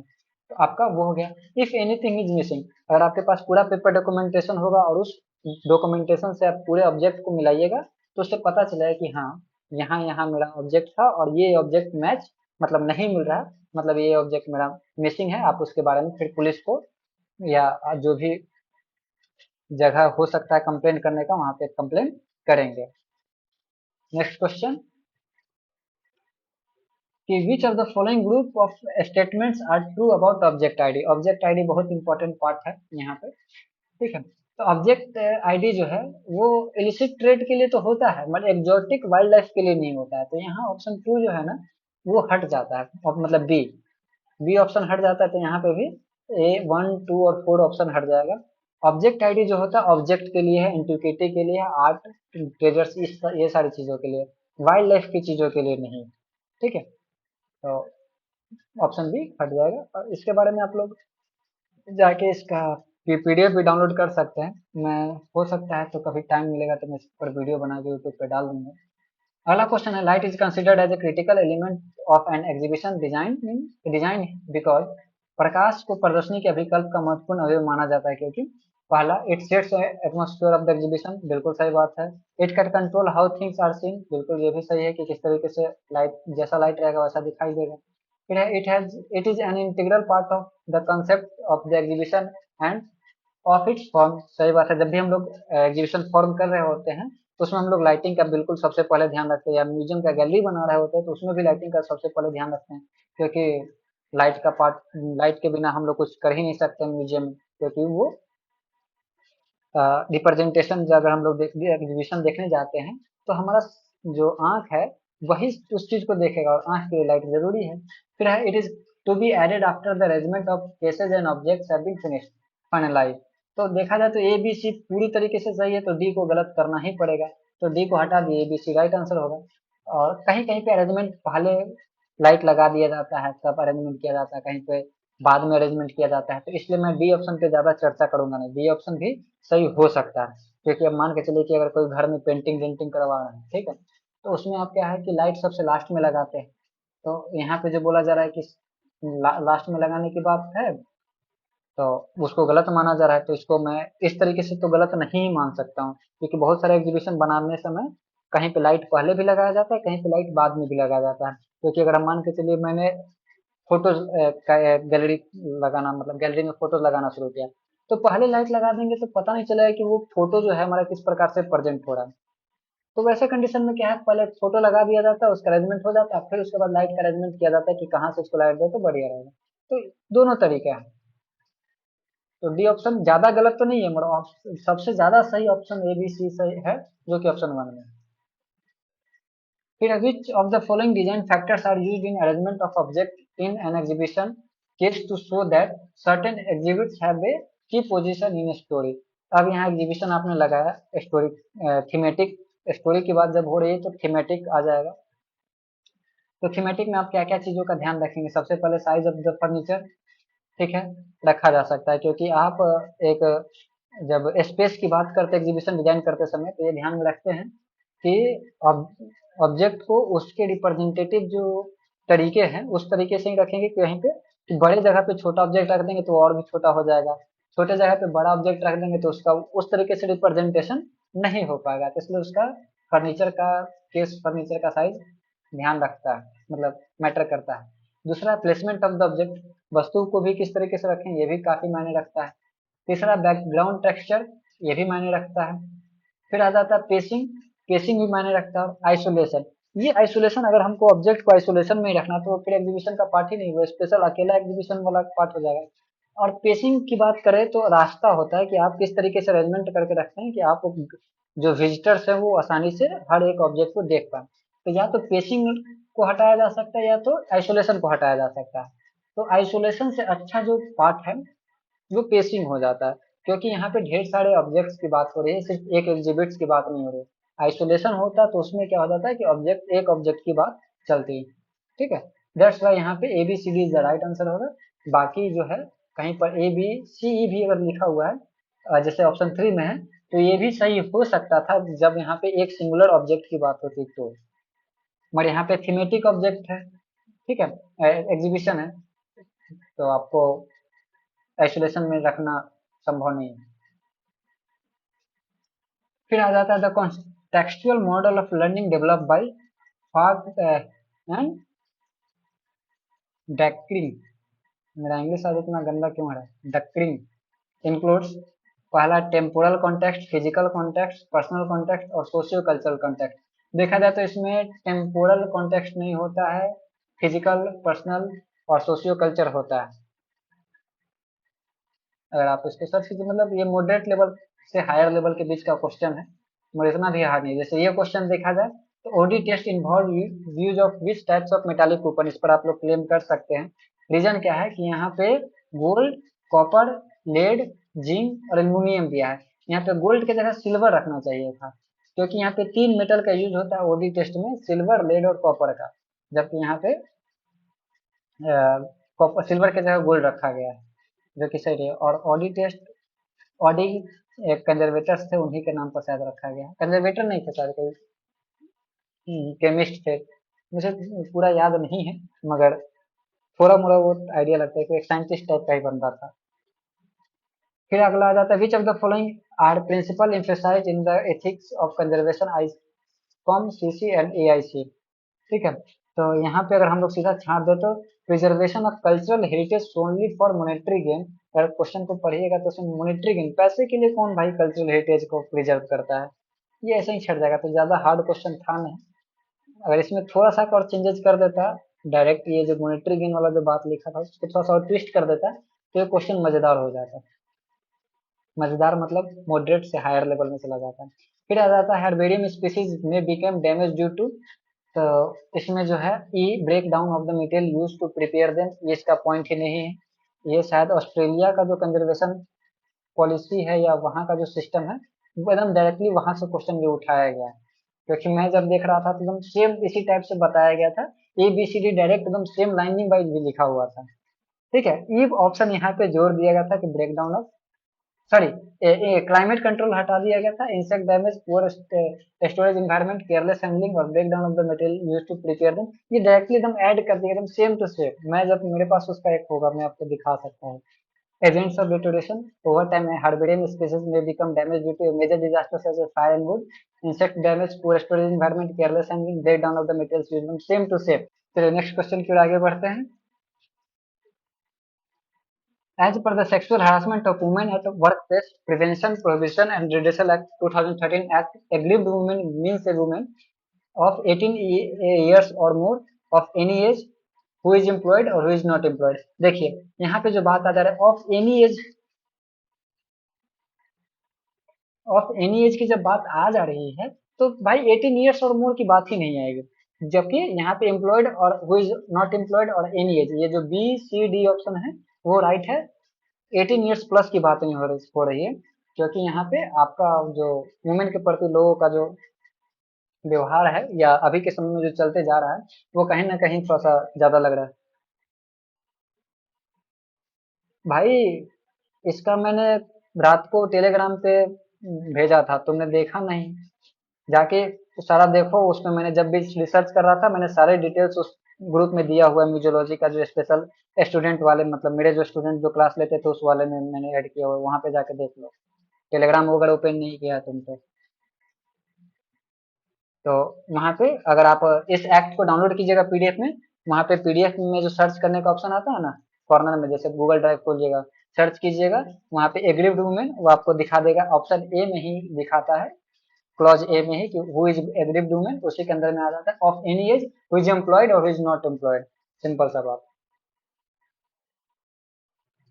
12 4 इसका राइट आंसर होगा। फिर आ जाता है Venice charter led to establishment of, Venice charter monument से रिलेटेड और इकोमोस ये भी मोनूमेंट से रिलेटेड है। सिंपल सा मतलब यहाँ पे निकल जा रहा है, मतलब दोनों को कनेक्ट जो कर सकता था। इंटरपोल और इंटैक, ये तो ऐसा ही कहानी खत्म हो जाता। इंटैक तो आपका हो गया इंडिया का, इंटरपोल हो गया पुलिस, ऑब्जेक्ट आईडी जो हम लोग अभी चर्चा कर रहे थे, ऑब्जेक्ट आईडी को ट्रेस करने का काम इंटरपोल का ही होता है।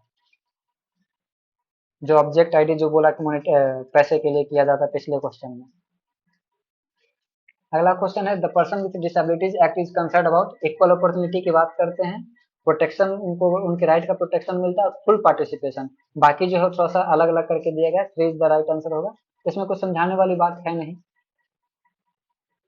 अगला क्वेश्चन है as per wildlife protection act 1972 which of the following is uncured trophy. On uncured trophy में आपका एम्बेग्रीज आता है, नेस्ट एंटलर नहीं आता है, काले रग कालीन ये सब कुछ नहीं आता। Option three is the right answer. इसमें भी उसी तरीके से हर एक्ट में अगर आपको क्वेश्चन का आंसर ढूंढना है, एक्ट का पीडीएफ डाउनलोड कीजिए, उसमें सर्च करिए और जो भी वर्ड खोजना चाहते हो उस वर्ड को वहां पे पुटअप कीजिएगा, आपको दिख जाएगा, अगर उसमें होगा तो, नहीं होगा तो नहीं दिखेगा। अगला क्वेश्चन है कि trade in antiquities in India is permitted under the antiquity art treasure act, इसी के अंदर सिर्फ परमिट है, बाकी जगह में किसी में परमिशन नहीं मिला हुआ। उसमें परमिशन मिला भी है तो गवर्नमेंट के थ्रू, गवर्नमेंट ही एक जगह से दूसरी जगह पे कर सकती है, और नहीं तो आपको जाके एएसआई से, एएसआई के जो डीजी है उनसे साइन करवाना पड़ेगा, तभी आप एंटिक्विटीज को इंडिया से बाहर ले जा सकते हैं। ठीक है, और यह इंडिया के अंदर में ही ट्रेड कर सकते हैं। उसमें भी ढेर सारे ऑब्जेक्ट जो होते हैं वो ट्रेड करने के लिए उस एक्ट के अंदर में मिला हुआ रहता है, मगर इंडिया से बाहर जाने के लिए आपको एएसआई के डीजी से उसका साइन करवाना पड़ेगा, और नहीं तो कस्टम वाले पकड़ेंगे तो बहुत बुरा हाल करेंगे। अगला question, what is the chronological order of opening to the public of following museum gallery. तो ये सिंपल सा क्वेश्चन था, मगर इसमें थोड़ा सा का चेंजेस है, मतलब ऑप्शंस में कि यहाँ पे ओपनिंग टू द पब्लिक जनता के लिए कब खुला, एस्टेब्लिशमेंट की बात नहीं कर रही है। एस्टेब्लिशमेंट पर आप लोग चर्चा करने जाएंगे तो क्वेश्चन हो जाएगा गलत। अगर ओपनिंग टू द पब्लिक पे बात की जाएगा तो आंसर सही रहेगा। जैसे कि ब्रिटिश म्यूजियम सबसे पहले होगा, फिर यूकेजी गैलरी होगा, फिर आपका लुब्र होगा, फिर आपका हर्मिटाज होगा और मेट्रोपॉलिटन म्यूजियम ऑफ आर्ट होगा। हर्मिटाज का मैंने बहुत बार क्वेश्चन बनाया है यूट्यूब पे। लुब्र का आप लोग जानते होंगे, यूफीजी का भी मैंने बताया, ब्रिटिश म्यूजियम तो फेमस है। मेट्रोपॉलिटन म्यूजियम ऑफ आर्ट का सिर्फ प्लेस पूछता है कि कहाँ कहाँ ये है, कहाँ पे, न्यूयॉर्क में है या आपका वाशिंगटन डीसी में है, ऐसे करके क्वेश्चन पूछता है मेट्रोपॉलिटन म्यूजियम ऑफ आर्ट से। आप लोग कमेंट में बताइए कहाँ पे है मेट्रोपॉलिटन। हाँ, ये क्वेश्चन काफी कंफ्यूजिंग था क्योंकि इसका राइट डाटा कहीं से नहीं मिल पा रहा था। एक का मिल रहा है तो ऑप्शन सही से फिट नहीं बैठ रहा, और तो ये समझिए कि ये क्वेश्चन का आंसर सबको मिलने वाला है, मतलब नंबर अगर मिलता, अगर एग्जाम कैंसिल नहीं होता तो सबको मिलता है इसका आंसर, मतलब नंबर, क्योंकि आंसर में ही गड़बड़ी है और क्रोनोलॉजी में भी गड़बड़ी है, कहीं कहीं तो इसका डाटा सही से मिल ही नहीं रहा है। फिर आता है arrange the layers of protection to an artifact in a museum from outside to inside a order, inside in order. यहाँ पे ऑब्जेक्ट को बचाना है कि किसी चीज को आप कैसे कैसे बचा सकते हो। तो जैसे नहीं देखते टॉम एंड जेरी में कि टॉम क्या करता है, किसी चीज को रखता है तो पहले एक बक्से के अंदर, फिर बक्से के अंदर बक्सा, बक्से के अंदर बक्सा, ऐसे करके सामान रखता है। उसी टाइप से यहाँ पे ऑब्जेक्ट की बात है। तो सबसे पहले आप साइट देखते हैं, साइट के अंदर बिल्डिंग, बिल्डिंग के अंदर कलेक्शन रूम, कलेक्शन रूम के अंदर फिर आपका फिटिंग, फिटिंग के अंदर पैकेजिंग सपोर्ट, और तब जाके उसके अंदर ऑब्जेक्ट मिलता है। तो ये मतलब समझदारी वाला क्वेश्चन था और ज्यादा कुछ नहीं। अगला क्वेश्चन है arrange the following according to the increasing light dose in year. ये सिंपल सा मैथमेटिक्स था, 50 लक्स इंटू 8 आवर, तो कितना हो जाएगा 40 लक्स, सॉरी 400 लक्स आवर। दूसरा हो जाएगा आपका 300 लक्स आवर, तीसरा हो जाएगा 240 लक्स आवर। तो देखा जाए तो ये नीचे से बढ़ते जा रहा है। और ए मैन्युस्क्रिप्ट इल्यूमिनेटेड रेयरली इन ईयर, ई क्वेश्चन, ई वाला तो सबसे पहले आएगा जो कि ऑप्शन 2 में है। उसके बाद आ जाएगा आपका सी 240, फिर उसके बाद आ जाएगा 300 और उसके बाद 400। और ये तो 0.2 ml एक्सएच है, तो ये तो बहुत ही हायर लेवल का है, तो डी ऑप्शन सबसे लास्ट में होगा। तो राइट आंसर ऑप्शन 2 है। अगला क्वेश्चन है arrange in order to steps of marketing of accession number, marking of accession number on metal object. Marking का क्वेश्चन मैंने बहुत बार बताया, बहुत बार, मेरे जितने क्लास हुए हैं उसमें मैंने हमेशा मार्किंग ही बताया है मुझे जहां तक लगता है। और ये क्वेश्चन आया भी कि सबसे पहले तो आप क्लीन करते हैं सरफेस, उसके बाद उस पे एक लेयर चढ़ता है, वो किसी भी ट्रांसपेरेंट ज्यादा होना चाहिए, मतलब ट्रांसपेरेंट होना चाहिए। और वो जैसे कि यहाँ पे तो प्रोटेक्टिव लेयर ऑफ पैरानोइड बताया है, कहीं कहीं पे अलग अलग केमिकल्स का भी यूज होता है, ठीक है। तो वो अप्लाई करेंगे, उसके बाद फिर नंबर उस पर चढ़ाएंगे। फिर उसके बाद अब जैसे कि मान के चलो कोई ऑब्जेक्ट ले लिए, ठीक है, स्टोन, तब उस पर आप व्हाइट पेंट करेंगे तभी तो उस पर मार्क कर पाएंगे ना, ठीक है। तो वो भी होता है। तो सबसे पहले वही व्हाइट पेंट अप्लाई करने की मतलब क्लीन सरफेस, पहले प्राइमर देंगे, प्राइमर के बाद फिर उस पर एक थोड़ा सा उसको हार्ड किया जाएगा। अरे वेट अ मिनट, हाँ ठीक है, कहाँ थे हम लोग। तो फिर उसको एक सेपरेट लेयर देंगे, फिर उसके बाद आप व्हाइट पेंट अप्लाई करेंगे, उसके बाद फिर अर्काइवल पे चलाएंगे। तो ये सिस्टम है, एक लेयर नीचे, फिर पेंट लिखा जाएगा, फिर उसके बाद एक लेयर ऊपर, और इस प्रकार से हमारा मार्किंग किया जाता है। तो ये आपका टोटल क्वेश्चंस था जितने जो हम लोगों ने कंप्लीट किया। और ये जो है ऑथेंटिक ओरिजिनल नहीं है, इसमें सही गलत होने का चांसेस है, मगर हम जो एनालाइज किए जिस तरीके से मेरा था वो मैंने आप लोग के सामने प्रस्तुत किया। अगर अच्छा लगा हो तो लाइक करें, कमेंट करें, शेयर करें, सब्सक्राइब करें और हमारे टेलीग्राम चैनल से जुड़े। धन्यवाद।